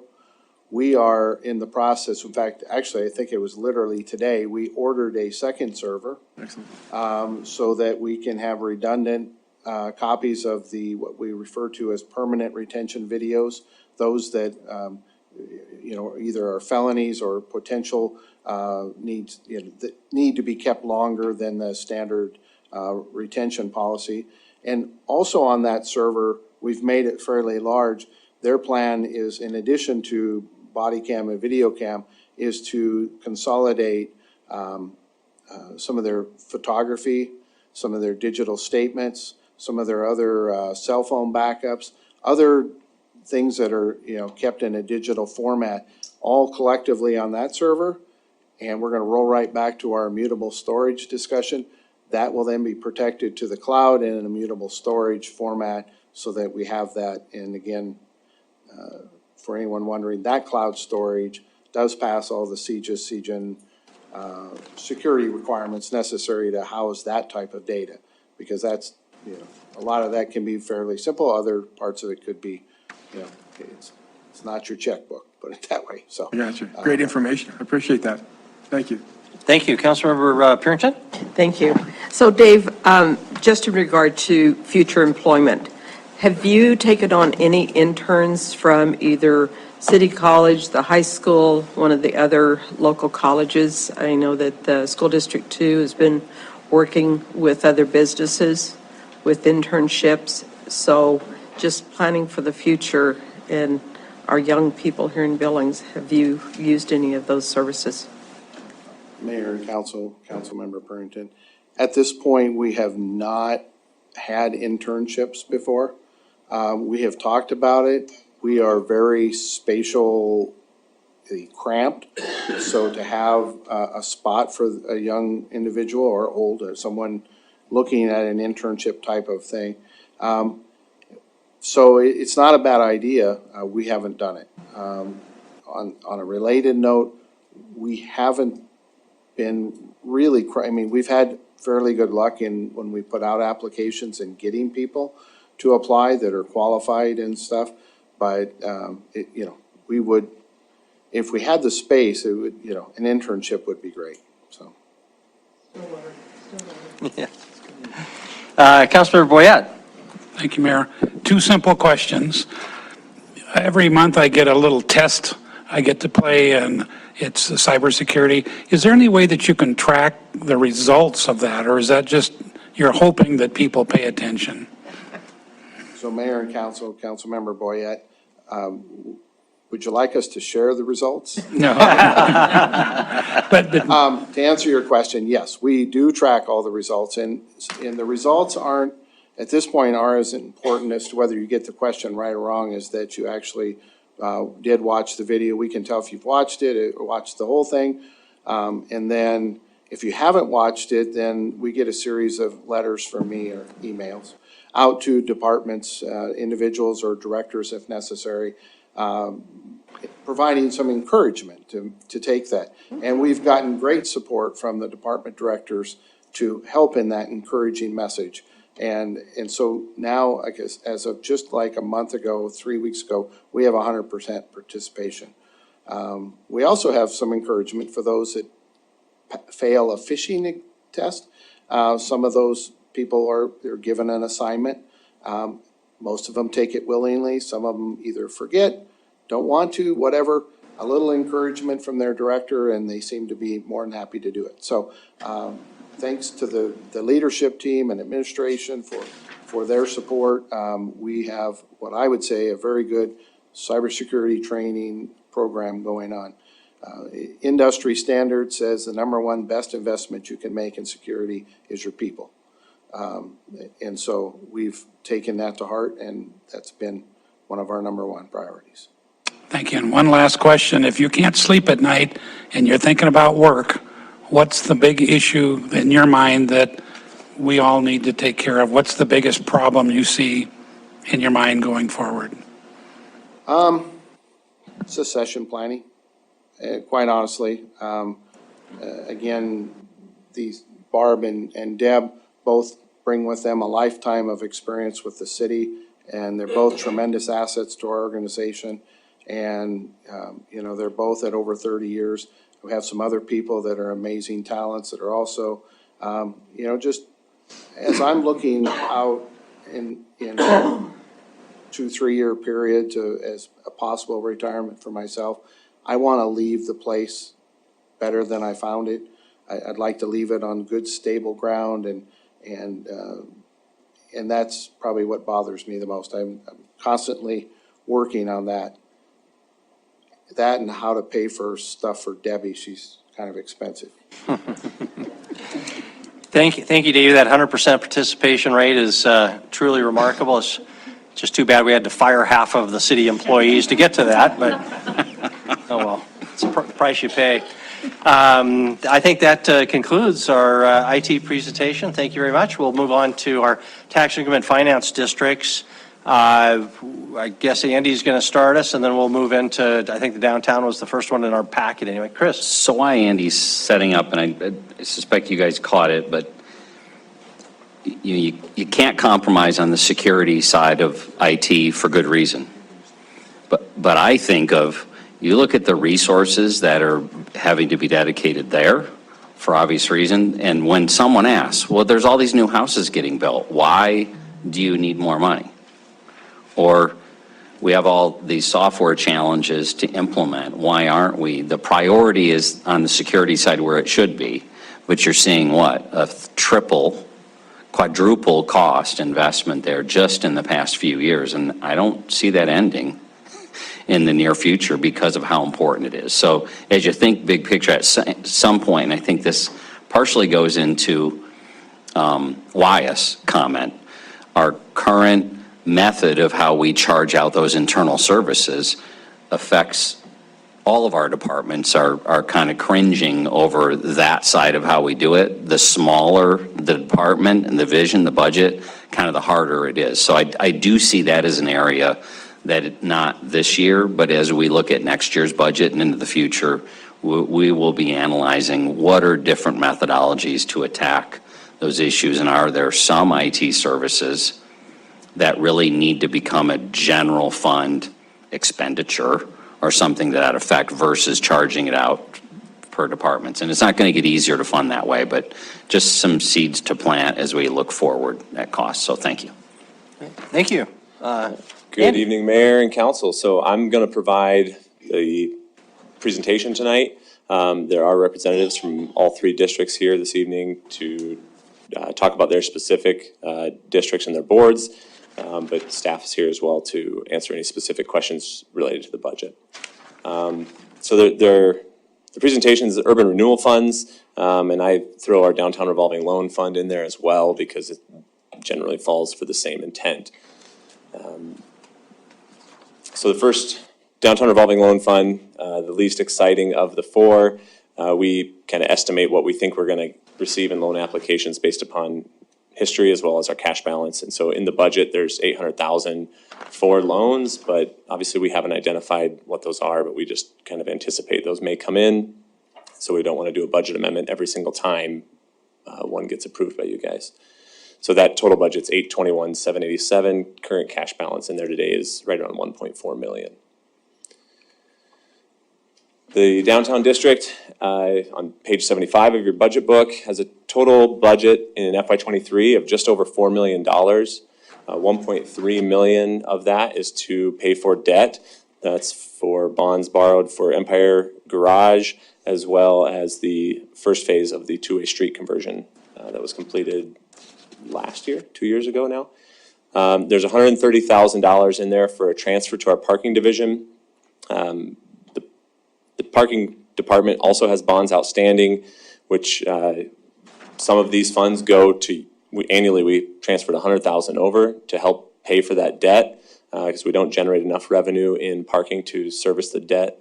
And then there's an additional $30,000, which was what was used last year as well, but the Downtown Business Administration or Alliance provides free parking during the holiday season from Thanksgiving to Christmas, and this is to offset the loss of parking revenue that would be collected in the meters.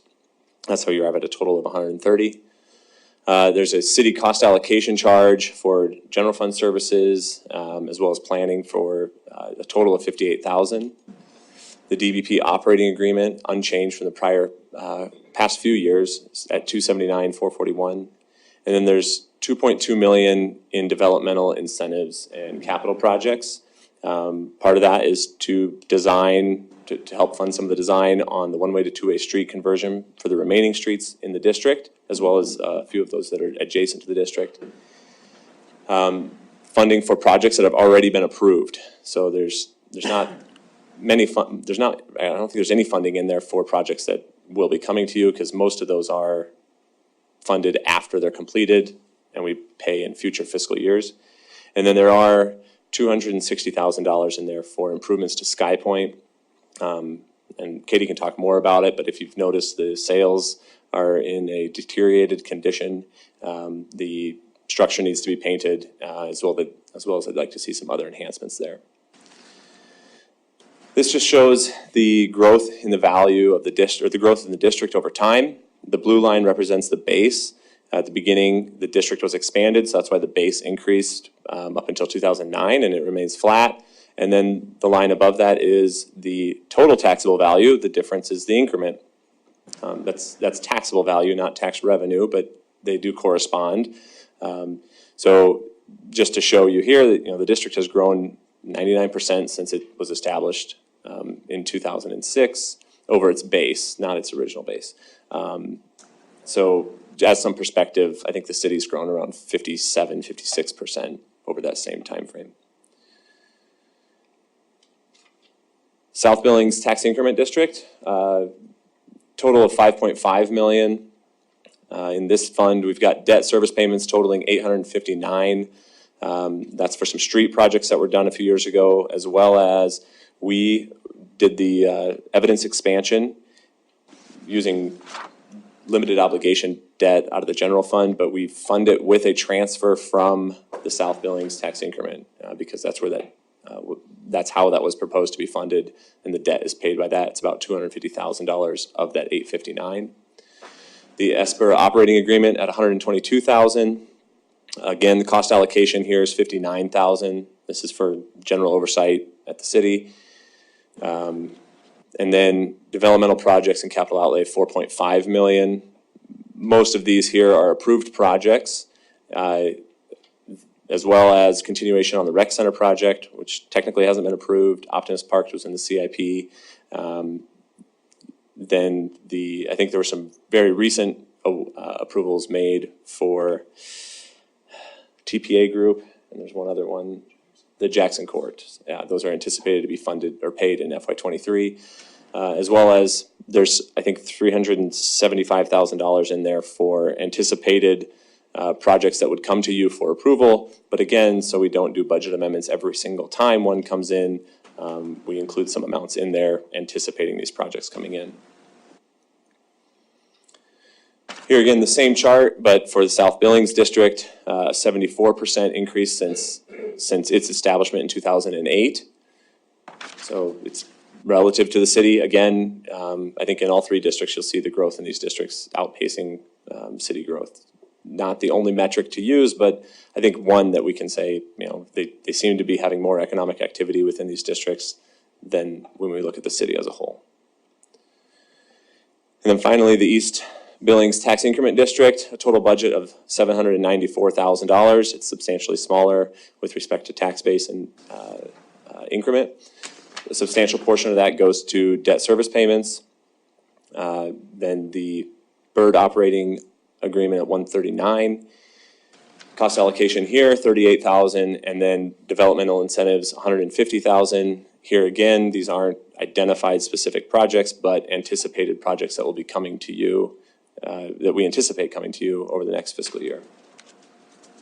Finally, the same chart for the East Billings Tax Increment District with a 70% growth since its establishment in 2007. And that's all I have for presentation, so we should be right on time for discussion. Very good, thank you. Questions for Andy, and then Andy, have you had discussions with the TIF districts? Did they want to be heard on anything, or maybe we'll have questions for individuals, but? There's no formal presentation from them, but absolutely they're looking forward to your questions. Yeah, okay. That's what they all told me. Okay. We've got our three representatives here. Do you guys want to say something if you don't get a question? I'm seeing some. Okay. Okay. All right. Very good. Councilmember Neese, I think, is where we left off. So start us off. Yeah, a quick question on 130,000 that is going from TIF to parking. Is that, I know it's the same as last year. You mentioned it was for offsetting the shopping season when they do free parking. Is that the full amount is the offset, or is there some additional subsidy that they're still doing for the parking division? So 100,000 of that is kind of the historical subsidy amount that we've always had. The additional 30,000 is based upon an average month or typical month of parking meter revenue. And it's actually the typical month of November and December. Okay, and Kevin, would you mind, I know we talked about this several years ago, as far as the plan to get the parking to paying for itself. I understand subsidies for the, if they're going to pay for the parking for Christmas. Can you let us know how we're progressing on that? Yeah, Councilmember Neese, absolutely. We can give you an update. COVID did kind of put us a pause on some of the things that we were going to implement that we're starting to kind of ramp up again as far as some of the collection stuff, some of the parking fine increases, things of that nature. But we can come back at some point and give you an update. So maybe 2025? Maybe. Okay. And then, Andy, if you wouldn't mind, you don't have to do this now, but these charts you had as far as their rates, it would help it to know the growth rate of the city compared to what those charts were. So that way we could tell if the TIF district actually is increasing over the same time period. If you could maybe send that information out to us, that'd be helpful to see. Happy to do that. It was, depending on the year, it was like 52 to 57%, but I'll send that out. Okay, thank you. Councilmember Bowen? Councilmember Joy? Thank you, Mayor and Council. I have a question for the South Billings. In the budget description overview, there is a new program that's being started called Residential and Community Development, and a proposal for $125,000. I was just wondering if the South Billings could comment on that a little bit. Thank you.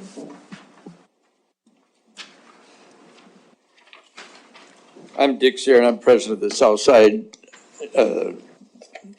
And so the TIF district. In answer to your question, we don't have anything earmarked for that $125,000, but we get projects come in periodically. And again, it's just so you don't have to come back and adjust the budget. let me see that one, 125, D. Things that we assist are with residential and community enhancements, example, sewer hookups, landscaping on public land and so forth for that 125,000 as we get it requested. Thank you. And by the way, I'm just a fill-in tonight, so. We'll tell Jim you did a great job. Unless you want to be fired, in which case, no, you need a new head, new board chair. Andy, I guess on the $100,000 goes to the downtown parking payoff. How much time is left on that? It'd be great to have that debt paid off. What's the time period? Do you remember approximately? And Katie's probably got it memorized back there. I want to say it's around 10 years remaining, but I can double check on that. Okay, so Probably it's before quite a time. Yeah, Okay. I'll take a look here in just a minute. Okay. Councilmember Tricky? Thank you, Mr. Mayor. No questions. Councilmember Tidswell? Thank you, no questions. Councilmember Purington? You know you're not getting away with that. On the revolving loans, Andy, I know that whenever we talked about those, I don't know, a month ago or something like that, there were some that were still in arrears and had been for a few months. So has that picked back up on some of those loan paybacks? With those two specific that were mentioned, then, Was it just two? yeah, one has, continued to make payments, although they're still behind on the original payment schedule, and the other one has not picked up at all. So how far do we go on that one? Is that another discussion? It may be, I'm not sure I understand your question with respect to how far we go with that one. Well, when do you declare them in default? Well, after they're delinquent by 1 day, but I mean, the actions to pursue on that one are, we have a UCC filing on their kitchen equipment, which frankly isn't terribly valuable, so I'd really like to see them just become current, and we're actually currently working with the city legal department to draft a letter to say, hey, we really need to see some movement here, and here's what next steps may look like if not. Great. So the other question that I have for you is, so there's a cost allocation, which is my understanding, that's what the city gives to each one of the TIF districts, versus the operating agreement is what they have internally, what they use to operate on. Could you explain those two terms to me? Yeah, so these are the expenses anticipated for FY23. So in the case of South Billings, which is up there, but it's the same for all three, the cost allocation amount is calculated a variety of ways. We look at staff time, use of resources with respect to the amount of accounting and things like that, and we allocate a cost to them, and they reimburse the general fund. And we do this to every fund in the city to help fund general fund services. So this is their portion of it. So that comes to our general fund. The operating agreements go to the district, to the board, to fund their operations. And so with them making so much money on those TIF districts, why does the city continue to have that piece that we add to that? Because to me, that's revenue to the TIF district, correct? This is all from revenue that's generated from the increment. So this is to pay for, their meeting spaces, websites, their consultants, their employees they have. So that's what they use those funds for. And going back to my question, if they're making, money, because you're talking about how much they've made, then why does the city kind of continue to pay that? I mean, it's very little, but yet it's something that the city continues to put into each of those increment districts. So the boards themselves don't make any money. I mean, the increment revenue is all at the city, right? So, the boards themselves, as far as I know, they may have some membership fees and stuff, but generally this is their major revenue source to fund their operations. So their operations are different than what they're putting out to, for TIF funds, I guess is what you're saying. Yeah, the allocation of TIF funds that comes from the city for developmental projects, they come from the increment revenue, checks written by the city, approved by you guys, separate from that operating agreement. Yep. Thank you. Councilmember Boyette? Thank you, Mayor. I'll be brief. Andy, We see the S-Burb here a lot, we see downtown here a lot, but we very seldom see the E-Burg here. Does that mean that they're not doing anything, in a sense? I'm just not being I think critical, so. but we just don't see much, we don't hear much. Yeah, well, I'll let Zach speak to that if he'd like. The one thing I'd point out, I mean, they're substantially smaller when we look at a total budget of 800,000. A little over half of that goes to debt. And there's just not a lot of economic development activity that can happen with the TIF district funds or the increment funds there, just given the size and scale of the district from a tax perspective. I think that's probably the largest reason, but he may have some exciting I news think we to share should with give you. Zach an So, opportunity yeah. to introduce himself. Zach, come, give us your elevator speech. Thank you, Council. Well, your question is timely because we actually have quite a few projects that right now have been in play for probably the last 6 to 8 months. But with everything we're seeing happening in development right now, I mean, because again, A, we don't have a lot of resource, and B, with the changes that have happened, a lot of projects have been pushed out quite far from what people anticipated. The one we've been talking about almost since I started in the position 2 years ago, and it's now coming to fruition, but you won't see it probably until for fiscal year '24. Once they complete that project. But it's been pretty quiet. A lot of people looking. We've had an amazing amount of movement. I mean, we've had over 15 acres of land change hands in town in the last 16 months, 17 months. And so now it's just a matter of those things starting to activate. So I think we're in an interesting phase that way. So that's the majority of it. So Zach, it sounds like you expect to see that graph of the increment go up in a decent step in the next year or two. Is that, I'm putting words in your mouth, but is that your Maybe expectation? a little further out than a year or two. I think we'll see it. I think it takes a little longer to adjust, but the projects are large too. The ones we're looking at are literally going from dirt. So they're absolutely going to be a significant change in increment because of their projects going on bare ground. Mayor? Great, Councilman Benitez. Zach, can you tell us or let us know if is these projects, there going to be much housing in these projects? Because that's really what we're short of, is housing downtown. It is, and so I think there's been a lot of coordination. I mean, we've spent monthly meetings now with the housing group, really trying to be strategic about who we're talking to and how we're having those conversations, and a lot of overlap between city, county, all the organizations to make sure we're really clear about what the needs are, how do we bring people into town and show them what they need. I would say we do have a couple large developers who have inquired about things, but we are super preliminary on what they're looking for. And they're looking throughout the entire downtown area. We do have small incremental developments that are happening. An Aplex, they just bought a house and redid, there were 7 units in that area that's all been completely redone. They didn't require any TIF money to do that project. So some small incremental things are definitely happening, and I think we'll see more. Trent Curry's a project you guys approved for tearing down the meth houses over 2 years.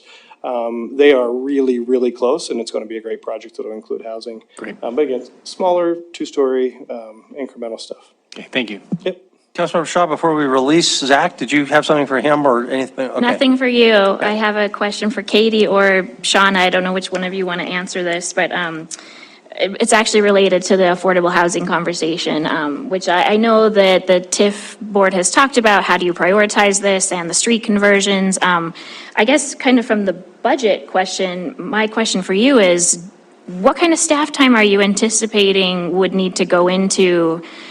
Would you need to create some kind of a new application for affordable housing? I mean, I'm kind of just curious of, do you need additional staffing to make some of that happen, or is it going to be possible within this framework?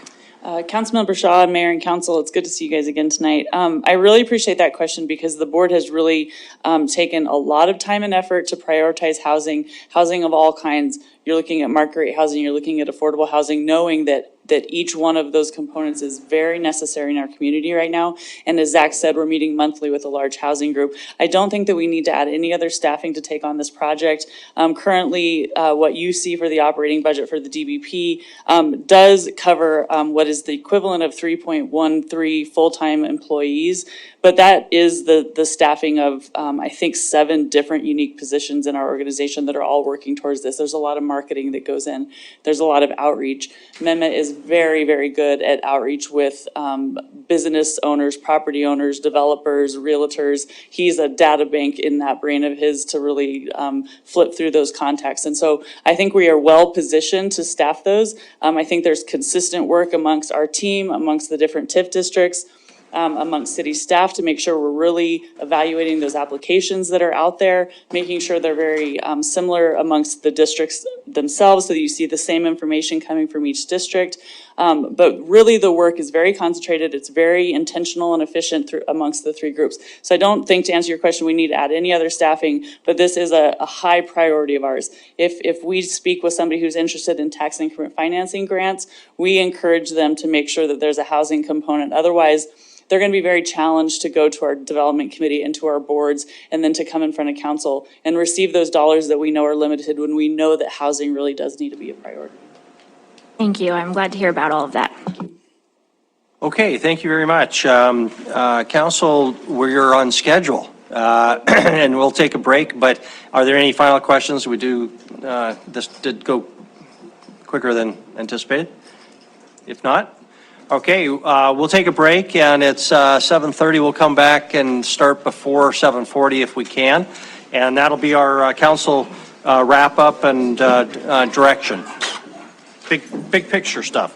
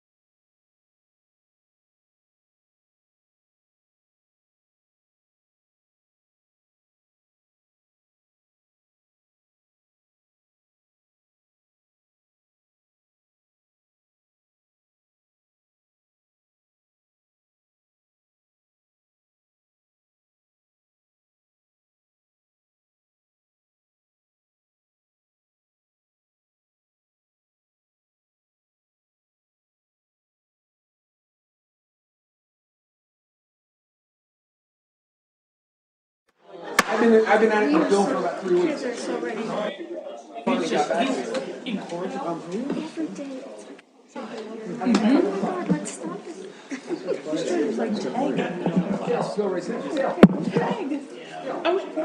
Bill? All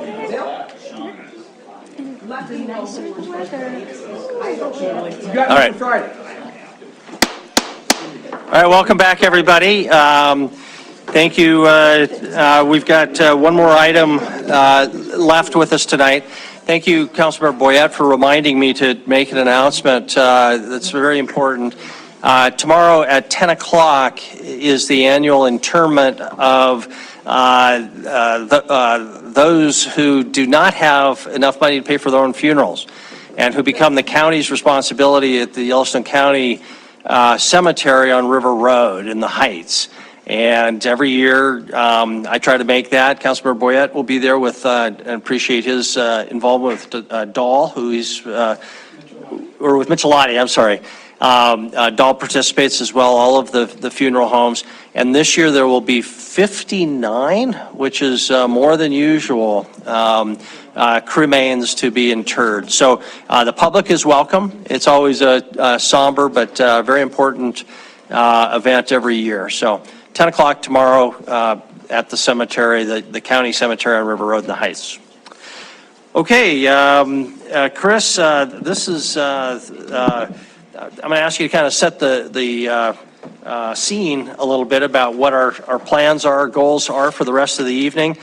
We have 45 minutes set aside for this, an hour and a half, with the goal of being done by about 9:10. So that's our goal. Chris. So Mayor and Council, from a timing standpoint, I mean, that was purely a speculation. As I mentioned earlier, we don't have to take the time if you don't have questions or conversation looking for. I've asked the directors to be here so that you have seen now all of the budget presented. So I kind of view this as the opportunity. This is one of the better opportunities now that you've seen them. What other questions or issues are you thinking of? Because our next discussion, depending upon how this goes, I mean, part of what we need to define tonight is how many more budget discussions do you want to have? Is it budget adoption night, public hearing noticed, and that's the next meeting after tonight? Or are there additional discussions that you would like to have to clarify things so that ultimately you feel comfortable adopting and proposing amending the budget as you see fit? So that's why folks are here. We don't have a specific, layout. So there's that. The other component, I guess I would say, is relative to the 2 mills for mental health substance abuse tied to the public safety levy. I've asked folks to be here in case you had questions, but we are not planning presentations this evening. The next presentation in that regard will be specific to the behavioral health units and that dialogue between, and that work with the chief of police department, Rimrock, and our fire department. So we're right now scheduling, I think it's June 6th, to have that on the agenda, that work session, and ultimately have the council decide how comfortable it is with those 2 mills, whether and how far you want to get along the line of appropriating them. But I just wanted to be clear, though some folks are in the room tonight who can answer questions about CPSM and the implementation. I don't have them making presentations to you tonight. And I think you've heard a little bit kind of along those lines. You've heard from the idea of the YWCA and domestic violence shelter. You've heard about behavioral health unit. I just mentioned that will be coming to you June 6th. The Continuum of Care has made their request, and though it wasn't a primary part of the conversation, I was pretty intrigued by the judge's presentation, and I've had one other conversation following up on that with our city attorney's office about the juvenile court concept. So there's some good ideas out there, I think, to be flushed out more potentially, and it would be helpful to know if you guys want to pursue any of those further, or often it's equally as helpful, though no one likes to hear it, that we don't need to waste our time talking about this more. I mean, that's as helpful as anything else when it comes to trying to narrow down and figure out where we're heading in that regard. So, Mayor, I'll turn it back over to you. Really, we're here to answer questions you guys have or further clarifications you're looking for on the budget. Okay, thank you, Chris. So just a reminder to council members, the question was raised last night whether this was the time when people on the council needed to present their budget changes. And the answer was no, because there will be an opportunity to do that. I asked Chris after our meeting last night, though, is it still the staff's desire to get some input, to direction, if not formal presentations? And he said, by all means. So it's not the staff doesn't want to hear that and wants to put it off. They welcome whatever input is available. Just doesn't have to be in finely polished form tonight. So that's my understanding. Council, what I guess I would suggest is that we have a little bit of a free-for-all, some questions. Rather than go department by department, we can just ask council to have any of the department heads come up as they feel. But rather than spending an hour and a half with that and then turning it to the public, let's invite our public to give public comment, because there's a good chance they're going to want to say something. And let's do that maybe in about a half an hour. They'll have a better feel for maybe some of what our thoughts are and questions are. If that sounds like an okay plan, we'll kind of do questions for about half an hour and then open it up for public comment. Does that sound like a plan? Okay. We'll just go by hands. So Councilmember Joy, Councilmember Neese. Thank you, Mayor and Council. I guess I have a question for Councilmember Chiricky. In terms of the YWCA and the Gateway House, I think that was mentioned. I wanted a clarification if that has anything to do with the 2 mills or if that is a different source. I was a little confused by that. Thank you. I was counseled by staff to change it to a budget amendment to the 2023 budget year. And what I've decided to do is to leave it in the general fund. And then as we have a conversation about how we're going to deal with the 2 mills and the excise tax and stuff like that, we can figure out whether or not we want to reimburse the general fund at that point. So I was going to later on today hand this budget amendment out. I'll just do it right now, since we're talking about it right now. And we'll talk, and it basically would put the $200,000 for the shelter into the 2023 budget from the general fund. And I would suggest that after we ask questions, we do once around the table and talk about what we think we should be doing, what each individual thinks we should do with the public safety mill levy and the cannabis excise funds. And not as a debate, just, to start throwing some ideas out there and Okay. why not? And don't feel like during this time period you have to refrain from making comments, just ask questions. This is kind of free for all. I think I recognize Councilmember Neese and Councilmember Rowan.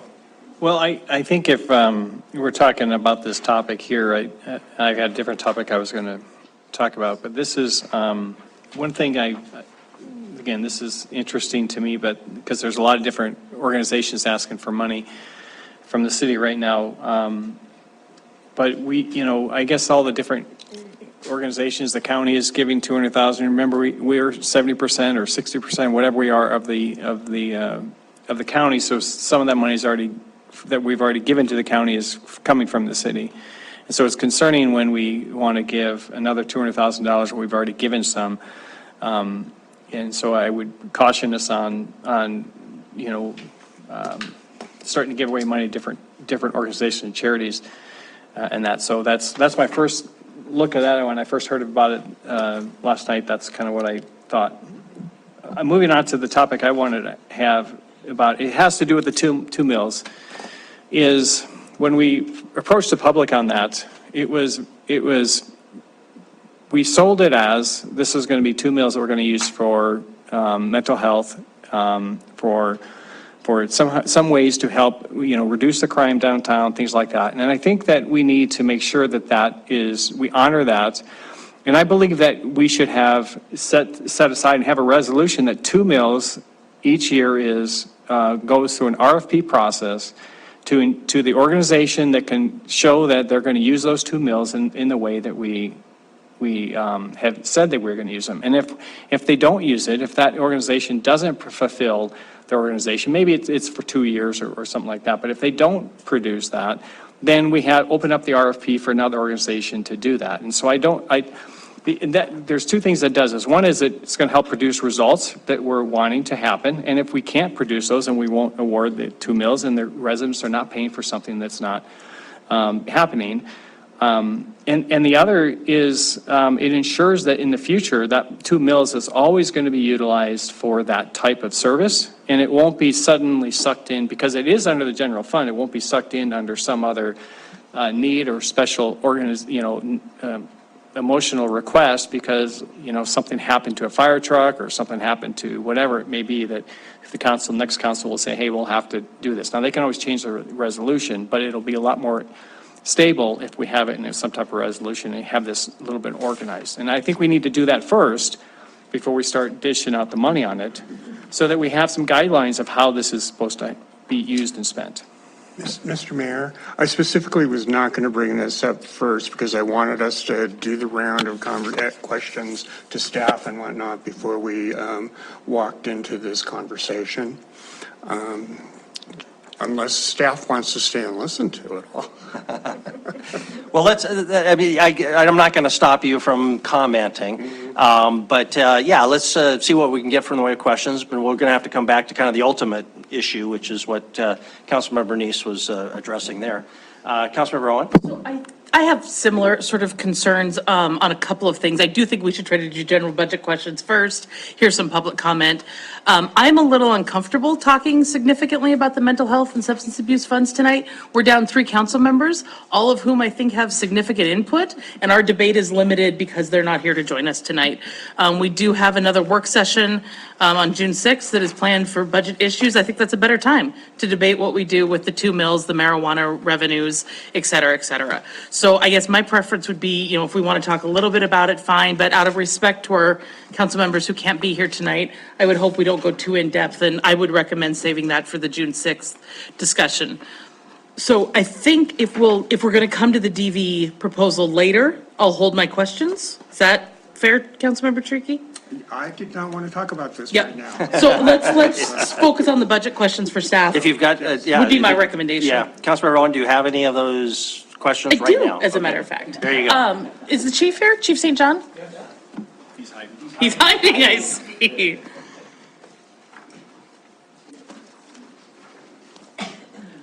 Mayor, Council, good evening. Good evening, Chief. I wasn't able to be here to ask you some questions last time, so I just really have one tonight.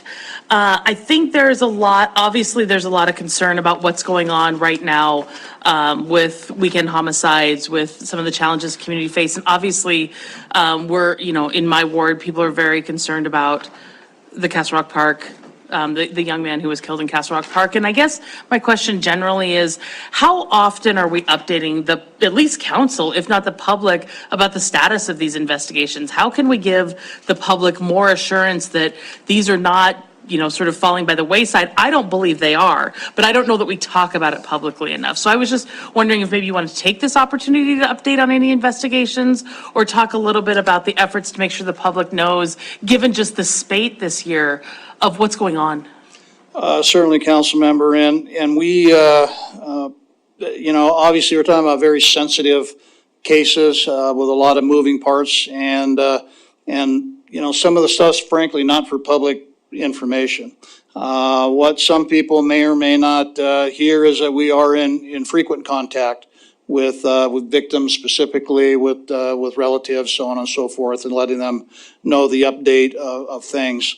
I can tell you that, that particular case you're referring to is very, very complicated. And, but however, I'm pretty confident that we'll be able to have a resolution here pretty quickly with that, as with all the other ones. And I touted that in our annual report, 98% clearance rate of our homicides, the things that have taken place, the egregious robberies. We made an arrest today on that person.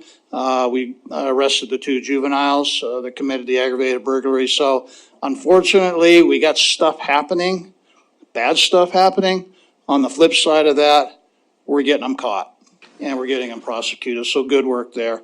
As far as specific cases, happy to brief up the administrator, with what information we can. Obviously, we have criminal justice information concerns as far as what we can tell people, but, happy to brief him and you can share in your weekly meetings or whatnot with things. But I assure you, nothing is being pushed aside, swept under the rug, blown off. Some are resolved rather quickly and others not so much, but there's a lot of good work going on. And at the end of the day, you're seeing that. So then just one more question to the chief, please, Mayor. We've talked a lot in various departments about, and I know it's a priority for you, Chief, about domestic violence. And domestic violence is tricky because it's hard to do prevention, right? So from your perspective, what's the single most important thing that this council could do to address domestic violence in this community? Well, certainly it's education. It's supporting programs that really get to the heart of the family unit. I mean, that's where we're seeing the breakdown. No father figure. The father figure that is there is not a good example. And I asked the question, when I have 2 16-year-olds that are pulling guns in the middle of the morning in an aggravated burglary, where do you learn that as a 16-year-old? And so obviously we've got some disconnect there. So whatever support, whatever programs on the front end would be most helpful to bring together those family units or whatnot. On the back end, the domestic part is very hard. Unless we're standing in the kitchen, it's pretty tough to prevent. However, you have provided great support to the city attorney's office, to the police department, and we've added assets in both departments to bolster prosecution and follow-up work on domestic abuse cases. And cooperation with the state of Montana. Going back to the ARPA contribution, they have put a DCI agent, whenever that person shows up, they will be co-located with our detective division, working the back end on strangulation cases. And so we may not be able to, prevent something because we're not there, but we're going to provide victims with better service on the back end. And if we can get the intervention there, that type of stuff. And that's what we've always touted. That's where we're going to make a difference on domestic violence. If we can get into the, supporting the family structure and getting that squared away. But on the backside, making sure people get prosecuted and held accountable and supported. So that's where we're seeing it. And again, it fell right into safety levy promises for both departments and fulfilled. So we're working hard on that. Thanks, Chief. Thank you, especially while we got the chief here. Questions for the chief? Councilor, no? Okay. Councilor Boyette? Find one, but, well, I don't have a question for the chief, it's more for Chris, so. Councilor Boyette? And you've heard this time and time and time again, but whenever I take a constituent to coffee, I hear one thing. And you know what it is. It's the traffic, the noise. I don't know, it's hard for me to respond because we just passed a safety mill levy, but that's a different issue than traffic and the motorcycles and all that. Yes, you're absolutely right, council member. And again, it's the number one complaint I get as well. As you're well aware, pursuant to safety levy promises, we have bolstered our traffic unit. We separated we had 3 units that were combined canine and step, and we separated them per recommendation of CPSM to be more effective on each side of the house. So now we have dedicated traffic. So we have this unit that when you send concerns to me, that's who I send out there to take care of it. You know, and I know that it's kind of like whack-a-mole, that they're going to get things tamped down for a little while and then they move on someplace else. The other thing I will tell you, and we need to do a better job of this, and I brought it up in our annual report and also to our staff, is that the other officers have to do a better job of traffic enforcement. It's not just our traffic unit, it's everybody's job to pick it up a little bit. And I've seen that over the last month or so. I've heard it, listened to people be more active. So we're paying attention. Again, education, it's not our purpose to generate revenue, it's to educate people and get them to follow the rules. The motorcycles, of course, are problematic, out on the big, long, nice roads that Miss Mailing has built for us, causes some issues there. But we're well aware of it, and it is a priority, as you're well aware, one of our 4, and we're staffed to do that. So we'll keep after it. Well, we got the chief. Other questions for the chief? Councilmember Trickey and Councilmember Neese? Chief, so putting on your magic fairy hat, if you were to have an ask of the community, where would a sobering center be on your list of priorities? It would be toward the top, 1 or 2. Because I can tell you that the quality of life issues is what really affects probably the great majority of our citizens here, especially in the downtown area. So the transient type behavior, all the adverse effects on our business, on our tourism, and it's simply because and this ties into your previous conversation that you didn't want to have a conversation about, is getting the right people, getting the resources lined out, providing the support for that. And we know from study and working with other communities that sobering centers is key to that, to providing a safe place where they can sober up and also have all the support resources that they need. And it's a soft handoff for law enforcement and emergency services such as fire department and ambulance. That's the goal for us, soft handoff and go. Thank you, Chief.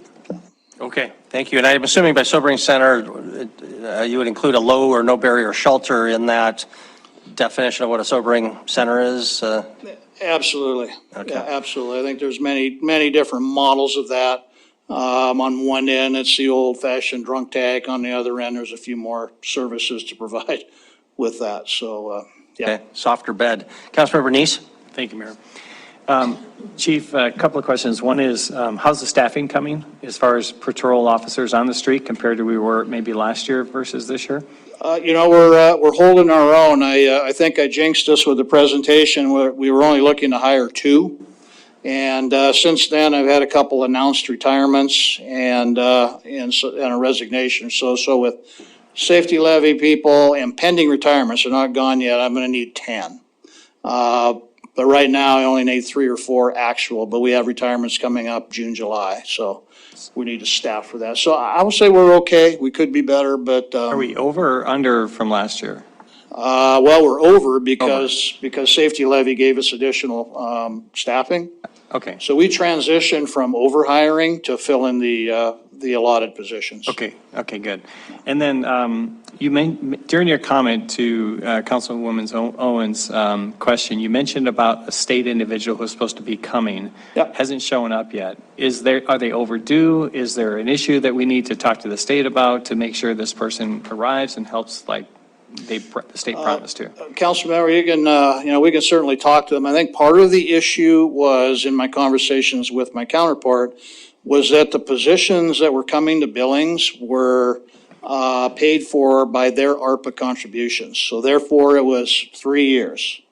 So they were trying to hire people for 3 years. And some of the experienced investigators going, I don't know, that's a little iffy for 3 years. So they had some people look at it or not. We did get one. I know that they've hired them. It just hasn't been realized and made the move here. But we have a spot for them. We have work.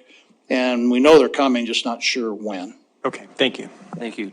Chief, if I can ask you back on the quality of life issues. 3 of the biggest ones are littering, noise that you commented on, and graffiti. If somebody asked me how many prosecutions we have for those three combined each year, I don't know that I could tell them it's above zero. And I don't really begrudge the Billings Police Department for that. When you have to prioritize, as we have in recent years, the trade-off between those and violent crime is pretty obvious. But with the new public safety mill levy, are we going to be able to see some actual prosecutions on littering, noise, complaints, and graffiti? And if the answer is yes, can we publicize those? And my reason for saying that is, one, then we can might be a force multiplier and actually create some deterrent that doesn't exist today. But also, second, just to gain some level of confidence with the public, that they put this money out, they see these things, it's the broken window phenomenon. I think the public really wants to see something, the very high visible speed or DUI enforcements, as long as you're stopping everybody and you don't violate any constitutional rights. Things like that, I think, are important. But anyway, those quality of life issues, are we going to see changes, and can we get that word out to the public? Mayor, you must have been sitting in our staff meeting, because I made that comment that since we've been entrusted with the safety levy monies, we better get something done. We need to get stuff done, and so we're posturing for that. The specific violations that you're talking about, we write littering tickets, primarily the downtown area. We see those. Graffiti is very, very difficult. We've attempted to do that unless we actually catch somebody in the act. We have elements of the crime. We did get somebody who was boasting on Facebook, and now they don't boast on Facebook anymore. They figure it out pretty quickly. And so, we are aggressively, looking at all those things, but understand the difficulty within Montana code that we have to meet the elements of the crime. The things that I would say to our community is, when those things happen, A, they need to be reported, and B, we need to get them cleaned up. If you do not clean them up, they own it. And I know it gets tiresome to, get it painted 3 or 4 times, but eventually you're going to win. But if you just leave it, A, it looks bad, and B, they own it. So we need to, and we help, the police department does, code enforcement has ability to help clean stuff up. But that's one thing that we can encourage our community to do when that happens, is that report it, and then let's get it cleaned up. On the noise thing, very, very difficult because of our ordinances that we have to deal with, talking about the, ambient noise in a particular area, and we need to be there when the motorcycle goes roaring by, and they're there for a flash. So some of those things really inhibit the laws themselves, our ability to enforce some of those. So if we can get the traffic enforcement, get people to slow down, then the noise should be down a little bit. So, my pledge to you and what I told our staff is, we got to get stuff done. So now we're rolling into summer. I'm looking forward to getting stuff done. Okay, thank you. Hope that answered your question, and much I could. Yeah, it sounds like we may need to work on that noise ordinance for vehicles. Hadn't really thought about that. How much you're accelerating changes the volume. So without an inspection process, I'm not quite sure how you pull the guy over and even measure. You just have a little bit of throttle, or you have a lot of throttle. It makes all the difference in the world. So. Well, Mayor, when you're doing that, you're basically looking at the exhaust system and whether the length is appropriate. On the noise side of things, again, our ordinance has to do with decibels above the ambient noise in a particular area. And we have a noise meter, we have officers trained, we've worked with code enforcement, we work with the city attorney's office to go out in a neighborhood, get the ambient noise, and then wait for the violator. And it's usually, back in the day, it was the early morning lawn care people, or the big vacuum in the parking lot stuff. And if they were over the ambient noise, then they were subject to citation. But having a motorcycle rip through the neighborhood that's over the ambient noise for 5 seconds is difficult. Yeah. And doesn't quite meet the threshold. So we would address that more on the traffic side. Councilmember Troy? Thank you, Mayor and Council. Chief, this is kind of I guess it's a kind of constituent-driven question, and I'm not sure that anyone would have a really good answer for it, but I think you may have a good answer for it. What happens when the person making the noise is actually your neighbor with their motorcycles? This is a situation where there's an adult who has special needs, who's very bothered by the loud level of noise. What are some suggestions? Because I know that you've actually been involved with some of these situations. What are some of the things that people can do when it's their neighbor who's actually revving the motorcycle and causing problems? Thank you. Thank you, Council Member. I would say a couple things. I mean, again, make sure that you call. If we don't know that there's an issue, then we can't help you in the first place. Second of all, documentation. When, who, what time, and all that. And then, of course, if we show up and we hear it, then that adds credibility to the complaint.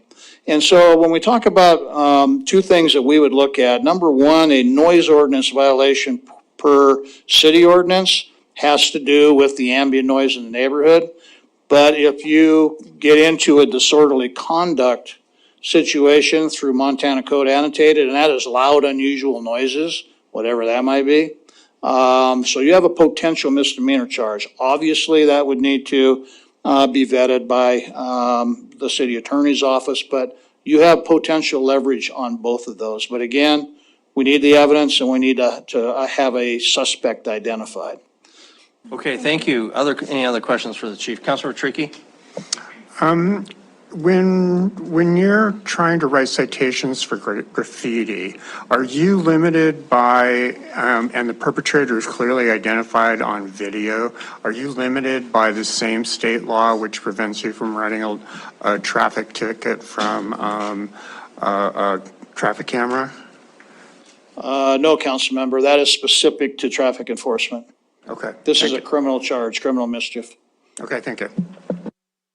Thank you. Okay, I don't think we have any other questions for you, Chief. Thank you. Thank you, Mayor. So other questions for other staff members, Councilor Parrington? Yeah, so Chris, the question that I have, as we've gone through this budget for 23, and there was something that came up, I think it was in IT, that there was some money that was going to be used in IT, and it was coming out of the public safety mill levy. I think it was IT. I mean, we just heard it. Yeah. Okay, so my question to you is, over the past 2.5 years, we've acquired over $15 million in public safety mill levy funds from the taxpayers. And I appreciate what the chief said, is that he's very much aware of that and very sensitive to that and getting something done. So I think for me as a council member to know really how those funds are being used. I know that you've started hiring with the police department and the fire department using reserves, and you pick those up whenever those funds come through. So is there a way, and this may be an Andy question more so than a Chris question, is can we get some sort of detailed list of where those funds are going in 2023, and that would include what is being spent now for staffing? Is there some way that we can get that? Yeah, you've approved the budget amendments for the current fiscal year, and the dollars are being spent specifically where you appropriated them. I'm going to, Andy, help me out in a second here, but maybe one of the areas that you thought may have speculated, hey, are we using the money elsewhere? When Dave Watterson mentioned about IT, we specifically in the public safety levy recognized some resources and NFT and additional FTE related to technology. So that's what he was referring to. So we're not spending those dollars. We're absolutely committed that each of those dollars, each of those buckets, areas that we told the public, whether it was ex-code enforcement people, ex-non-sworn, ex-sworn, ex-IT, ex-prosecutors, that is where those dollars are budgeted for, or you amended the budget for. And that's what I'm saying, is just to give that printout, because you've already said many times that we don't have to levy the 2 mills. And so I'm sitting there going, but we told the public we were going to levy those, so doesn't that mean that we have to levy them? So, Councilmember Purinton, what I had said and what we had talked about earlier this week, and actually we got into it the conversation the night we presented the budget, is at a very high level, the voters approved X additional mills. Was it 34, Andy? 34 additional mills for public safety as we outlined. That does not mandate that you levy those 34 mills. It just puts a new cap. You cannot go above that. So when we talk about whether it's 2 mills or quite literally 34 mills, nothing mandates that you levy it. Of course, we all want to follow through on our commitment to solve crime and make Billings a safer community. So that's what I think you and I are referring to when we're talking about, you're not mandated by law to levy all 34 mills or all, what's the total number, 170? Andy, what's our, add them all up, So if you add up all the levies that have been approved over time, from the Charter 74 to the public safety levies to any of the additional voter approved, with the exception of the bonds, when the voters approve a bond for Dealer Park and for the library, I don't think you'll ever find an administrator who will tell you that you shouldn't levy those mills, because then you're going to get in trouble with the debt and bond counsel and things like that. Yeah. And I'm not saying that they're being misappropriated. I'm not saying that at all. I just want to see how much of that is actually being spent, and you've got a chart right in front of me. So this is, it's 236 of the budget book, but it's the Public Safety Fund, and I've hidden the That's heading not that one. conveniently. That's not in our book. Well, I mean, not on 236. Well, I guess that's the PDF. 231 is the numbered Thank page, you. sorry. Okay. Yeah, so there you have the Public Safety Fund. Mm-hmm. 2 years, and you have this for every fund, but this is the one you asked about. So Okay. 2 years of actual revenue and expenses, the approved budget, an estimated column, and then the FY23 proposed. It's not broken out here by which portions for salaries, but it's broken out kind of by divisions within police and fire. I believe if you go to the police and fire overviews, you'll find a summary that's broken out by salary, operations and maintenance and capital, but you arrive at the same totals. If there's something, I guess, with respect to the detail you're looking for specifically, I could work on providing that. If it's just on the FY, or the new public safety levy, I think we can do that as well. So I guess I'd like a little more clarification on your question, if that isn't sufficient. Okay. I want to make sure we have time for our audience to provide some commentary here, and we don't keep them too late. I see representatives from Substance Abuse Connect. The behavioral unit would be an important part of that. Chris, can you comment? I see Chief Valdez and Jason Banfield back there as well, but can you give us some idea of the potential cost of the behavioral health unit, the city's component of that? Do we have those numbers? We just trying to get some sense for how much we're talking about. I think there was discussion about a vehicle and covering a counselor. Who would be best to give us an approximate cost from the city side on that? So the plan is that on June 6th, we would come in much more detail to present that to you. In a broad sense, I'll tell you on the startup cost side, it is potentially using all 2 mills for startup cost with vehicle equipment and the EMT support, the behavioral health, mental health, substance abuse side being provided, the individuals and the costs for that staff not coming from our 2 mills, but coming from Rimrock. So we're going to present that to you on the 6th. And I say startup because there's also a fair amount of work and a lot more detail they could get into some tonight, but we'll all be better prepared on the 6th as to what is believed to be Medicare or Medicaid eligible for reimbursement, and therefore what ultimately might be a net cost once the units are up, functioning, and certainly it's not going to be 100% reimbursable, but some reimbursement would be something, as I understand it, less than the 2 mills, but it may take the full 2 mills to get off the ground and going in that partnership with Substance Abuse Connect and Rimrock and their services. Okay, so 2 mills being about $400,000. Okay. Other questions, and then we'll try to get to public comment real soon. I saw Councilmember Boyd earlier, Councilmember Rowan. Well, Andy, here's the time.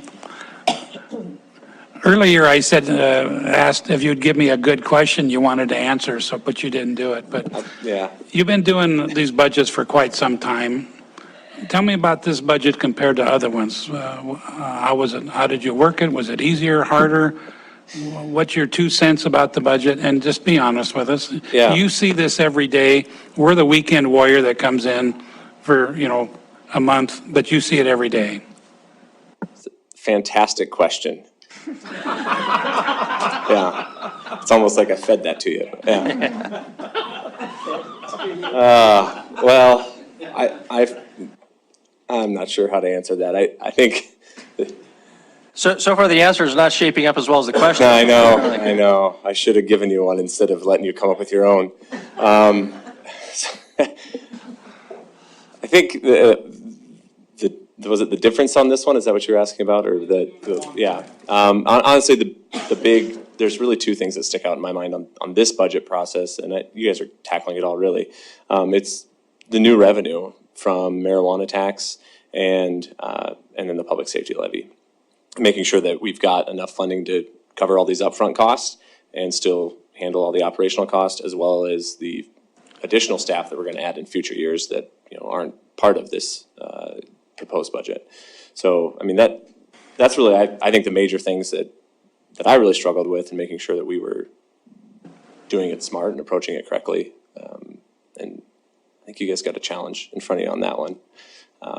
The other thing that impacts kind of everybody and not just public safety and general fund is the inflationary costs. And I think Public Works did a great job explaining that last night, but rising fuel costs, rising equipment costs, construction costs, that's everywhere across the city. So, kind of tackling that with respect to, a reasonable rate increase and still being able to get projects done, to the right level. I think those are the 2 big changes, I think, this year over prior years.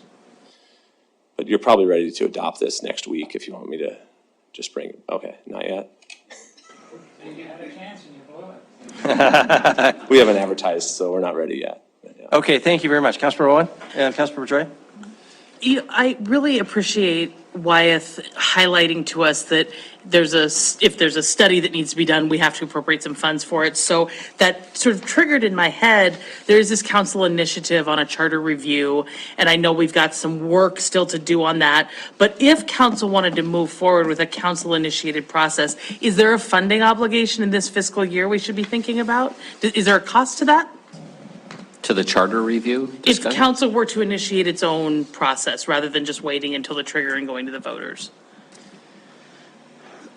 The only cost there would be is if you choose to hire consultants for advice, and then at the point that we decide to take it to the voters, if it's outside the regular cycle of the general election, then there would be an election expense.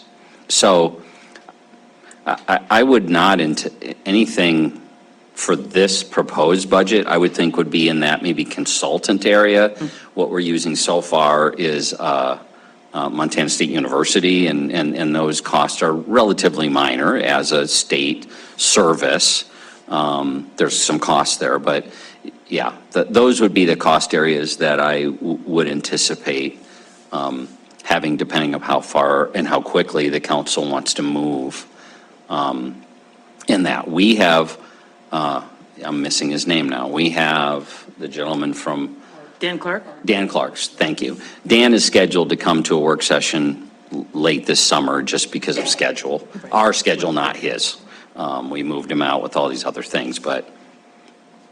And then next week, when you present on the behavioral response teams, one of the things I'd like you to address and have Gina weigh in on whomever you need to, I don't want to talk about it tonight. Yep. I am very concerned about the proposal amounting to a significant conflict of interest. We're essentially using taxpayer dollars to create a customer pipeline to Rimrock. And so I just think we need to talk about that and debate that and make sure that's being fairly done. So just something for the 6th. Thank you. Thanks. Okay, thank you, Councilmember Rowan. Councilmember Joy. Or I'm sorry, Joy. Thank you, Mayor and Council. It's getting late, and we've done this 2 nights in a row.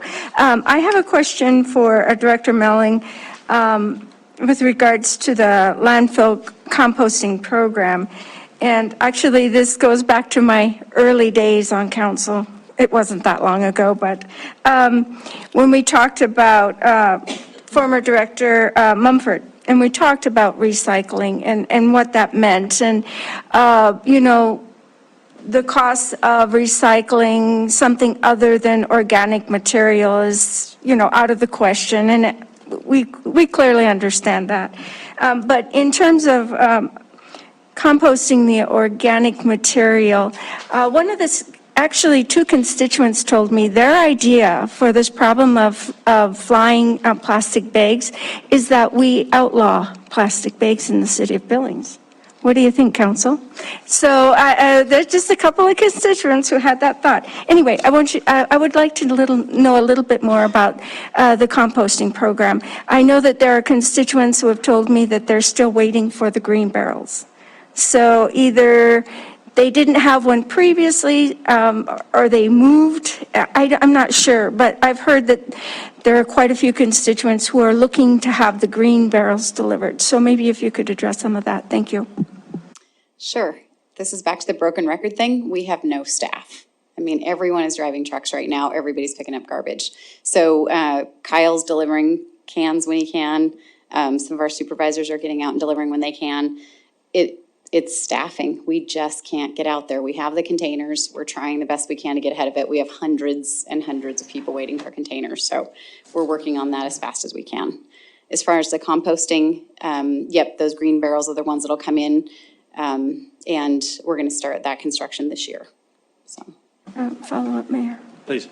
And there was also talk about the use of a gigantuan glass crushing machine, and I've heard things about crushed glass that can be reused in different ways. Is that something that we would pursue at some point? Thank you. So I did get that question last night, actually in an email, and I'm looking into it. We have allowed crushed glass, like parking lots and that kind of thing in town. They have been not good.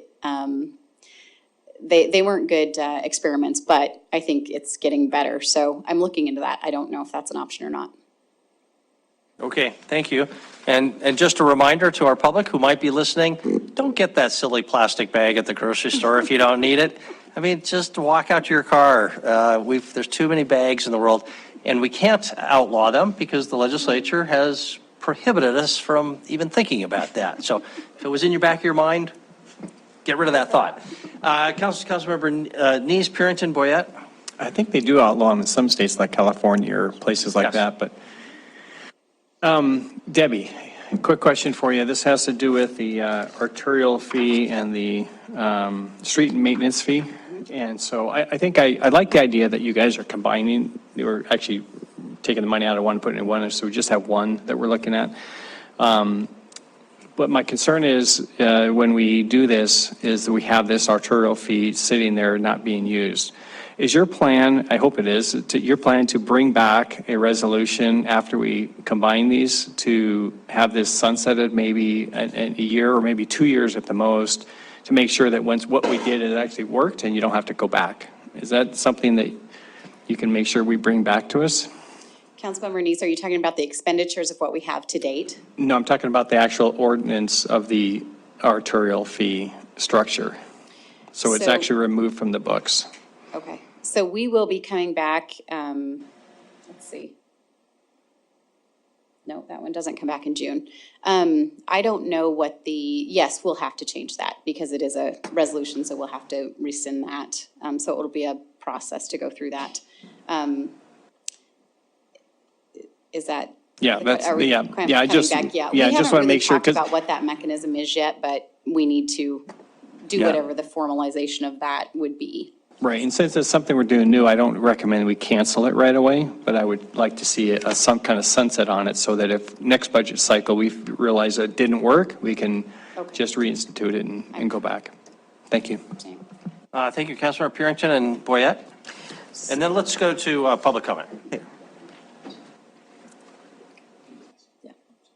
So just a quick question. I thought in your presentation last month, I guess it was, that you had already ordered the 64-gallon trash containers. Those have not been ordered.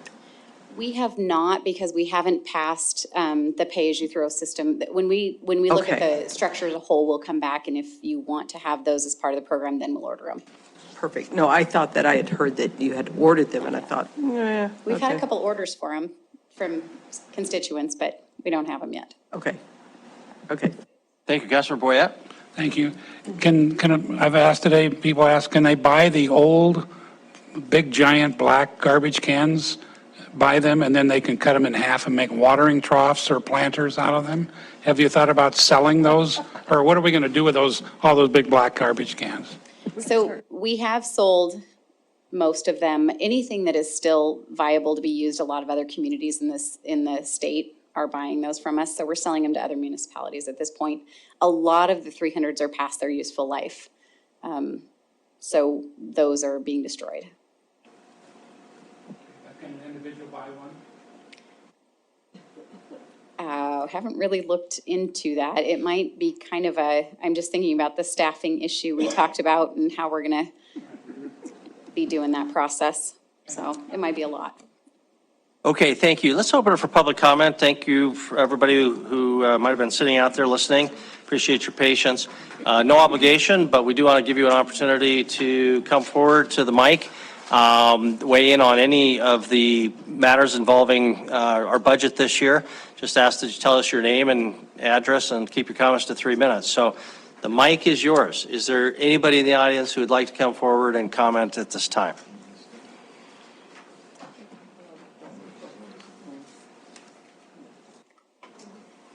Thank you, Kristen Lundgren, 1719 Front Street with here with Substance Abuse Connect. Mayor and council members, I just want to thank you for your thoughtfulness about the new funding, and just want to let you know we agree with the thoughtful approach and understand what an important decision this is. And I do just want to frame for you, we've gone over this at another meeting in terms of our approach, but when Substance Abuse Connect is coming here, we're very concerned, about this whole continuum. And the behavioral health unit, which we're now calling CREW, sits in part of this continuum. And I appreciate your thoughtfulness, Councilmember Neese, around an RFP process. I think that it's important to design something that fits for the future. There is no silver bullet. No one program is going to solve our problems in our community. And, a thoughtful approach. And I know we've got coming back on the 6th for detail, but just so you know, when we come back on the 6th, we will be embedding our recommendations in this continuum, with the idea that we know that some of these, we are hoping quite a bit of this is going to become reimbursable. It's not right now, but we're working with the state exactly on what their system for reimbursement is going to be, which they're creating. So we're really aware of what's going on with other funding sources to fund this. We're really aware of what's going on with other funding sources around crisis stabilization, which is where the Sobering Center fits in. So we've talked about a lot of things tonight that fit into this continuum, the housing piece also. So every single piece is important at one point. And I just wanted you guys to know that our approach isn't just to, we've got to fund this one behavioral health unit and nothing else matters. It all matters. And I think if the council is thoughtful, we can get it all done. There's no reason we can't. And being very thoughtful about what the other funding sources are and building our systems in a smart way to leverage those sources. So again, sobering centers is something that there's going to be some reimbursement coming that there isn't currently available. So we've got to make sure whatever we build in those facilities is built so that those funds can be reimbursed, so we don't put that bill on our taxpayers twice. So that's all I wanted to say, before I left tonight, and just thank you all for your help. Okay, thank you very much. Any other comments? Any other public comment?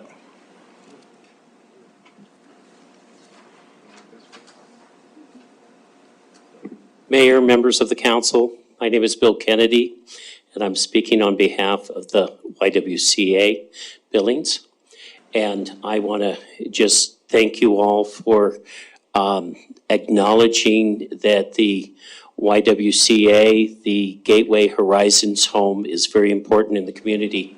As you heard with the chief tonight, domestic violence is very big in this community, a 40% increase. And looking at the public safety levy, there is a victim witness, a person to work in the courts with the victims. And I think it's very important that you look at the victims of domestic abuse. And the Gateway House has been at capacity for the last 2 decades. And we have been hoteling women and children in this community to get them into a safe place and save their lives. And so it's very important that, that we have this discussion on the 6th of June, and I appreciate your support as we move forward. The last thing I would just say is this is a shovel-ready project.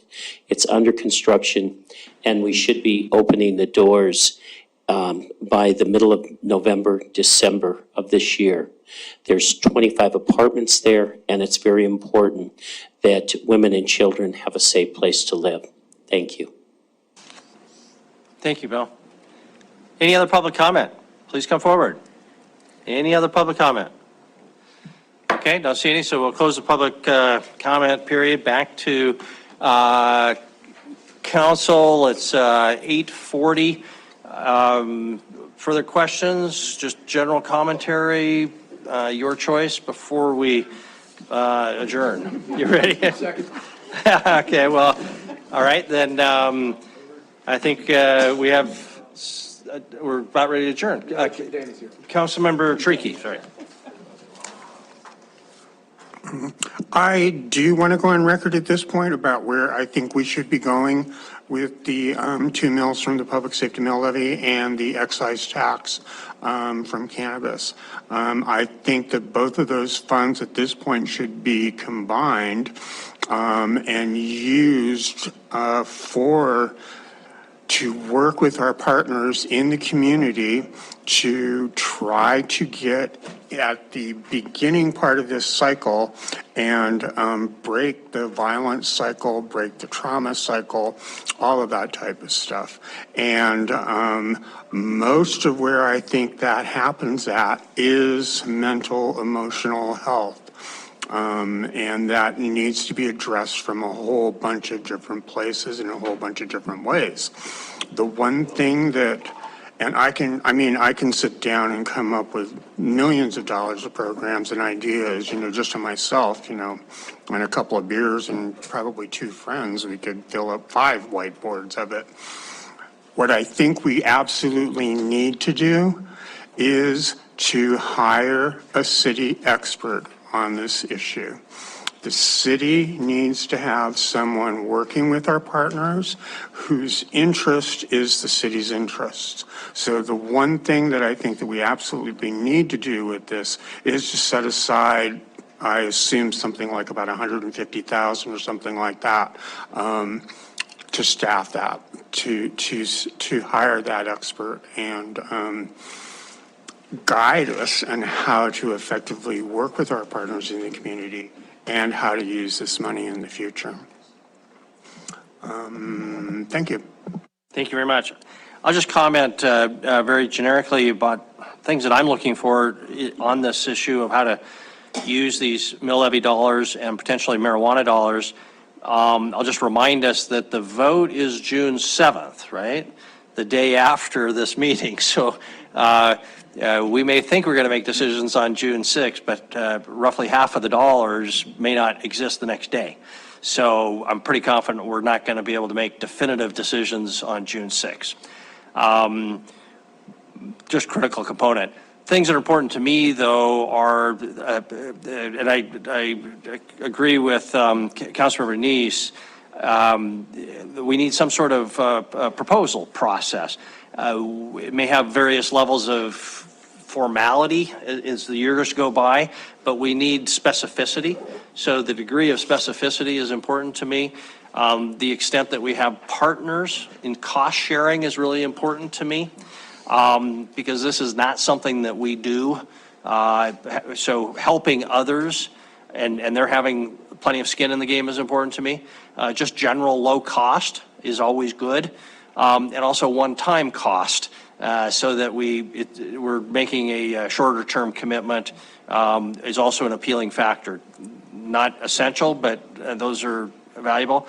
And I'm glad Councilmember Tricky just raised the issue of who at the city is going to oversee this. I have some concern that because this isn't anything that we do per se, somebody needs to own it, whether it be the fire department or city administrator or somebody.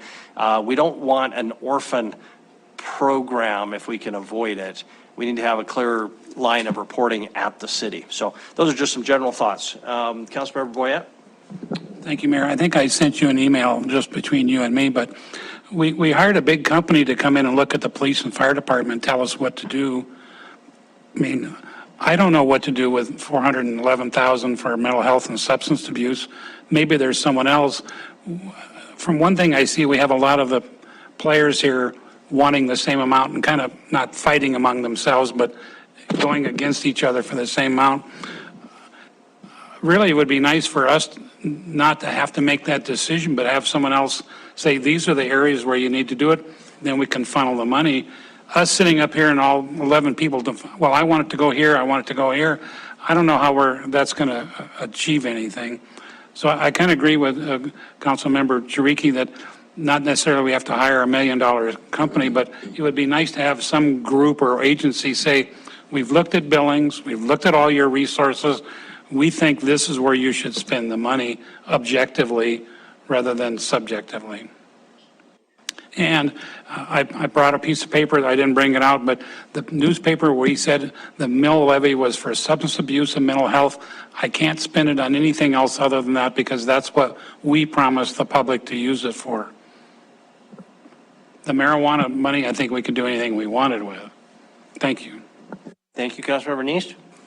Mayor, thank you. I actually agree with everything you said on that. I think that that's what we should move forward with. And I also agree that rather than hiring someone, a consultant, if we do this on a 2-year cycle, it gives that the organization that it has the time to show what they've done, produce some results, and then if things have changed in the city, then we can bring the consultant back again to say, okay, where do we need to focus on now with that 2 mil? But I do think we need to make sure we put this in a resolution so that we, with that money in the future councils, know that this is what these 2 mills are supposed to be used for. Because over time, things will be forgotten. And maybe over time, they'll actually add a couple more mills to it if it's needed. And so I think it's important that we, like you say, define it and then have a process. And I think a year at a time, it may or may not work. I think a 2-year cycle may be a better place to review it, analyze it, have a consultant come in, like you say, Councilman Boyette, to really give us the expert opinion on that. Okay, thank you, Councilmember Joy. Thank you, Mayor and Council. There's no doubt that we take on an awesome responsibility as city leaders and to make sure that we're accountable for taxpayer money. And that has to be built into that process. There has to be accountability. What we hope to achieve has to be something that money is actually going towards achieving that. But at the same time, I had the thought, I wonder how many times, if a person has a substance abuse disorder, how many times would they have to try to quit and really achieve sobriety? Gosh, I can't imagine it's just like 2 or 3 times. I imagine it's lots and lots of times. So how complex is the issue that we're trying to tackle? And can in a 1 year period of time or in a 2 year period of time, what kind of measurable outcomes could we have? This is a really complex issue. Mental health, how long does it take before a mental health person is, whoa, no problems. They're not going to end up having emergency crises or psychoses or whatever. Gosh, I can't imagine that's on a 1 year cycle. So I think that the issue that we're trying to address is very intractable. It's very difficult. And so I absolutely want a process of accountability. Do I expect that in a 2 year cycle that we're going to be able to say, these are all of our successes? Only if we measure that in such a short period of time that we may not be very honest to the public in terms of what we've accounted for, how we've accounted for those dollars. So that's just some of my thoughts. Thank you. Thank you. Any other final thoughts before we adjourn? I don't see any. So, I apologize. We do have to have opportunity for public comment on non-agenda items. And actually, council discussion is on our agenda before that. Any items of general council discussion? If that's not what we've already been doing. Any public comment on non-agenda items? Anything that wasn't on our agenda tonight that anybody in the audience wants to comment on? This is your opportunity.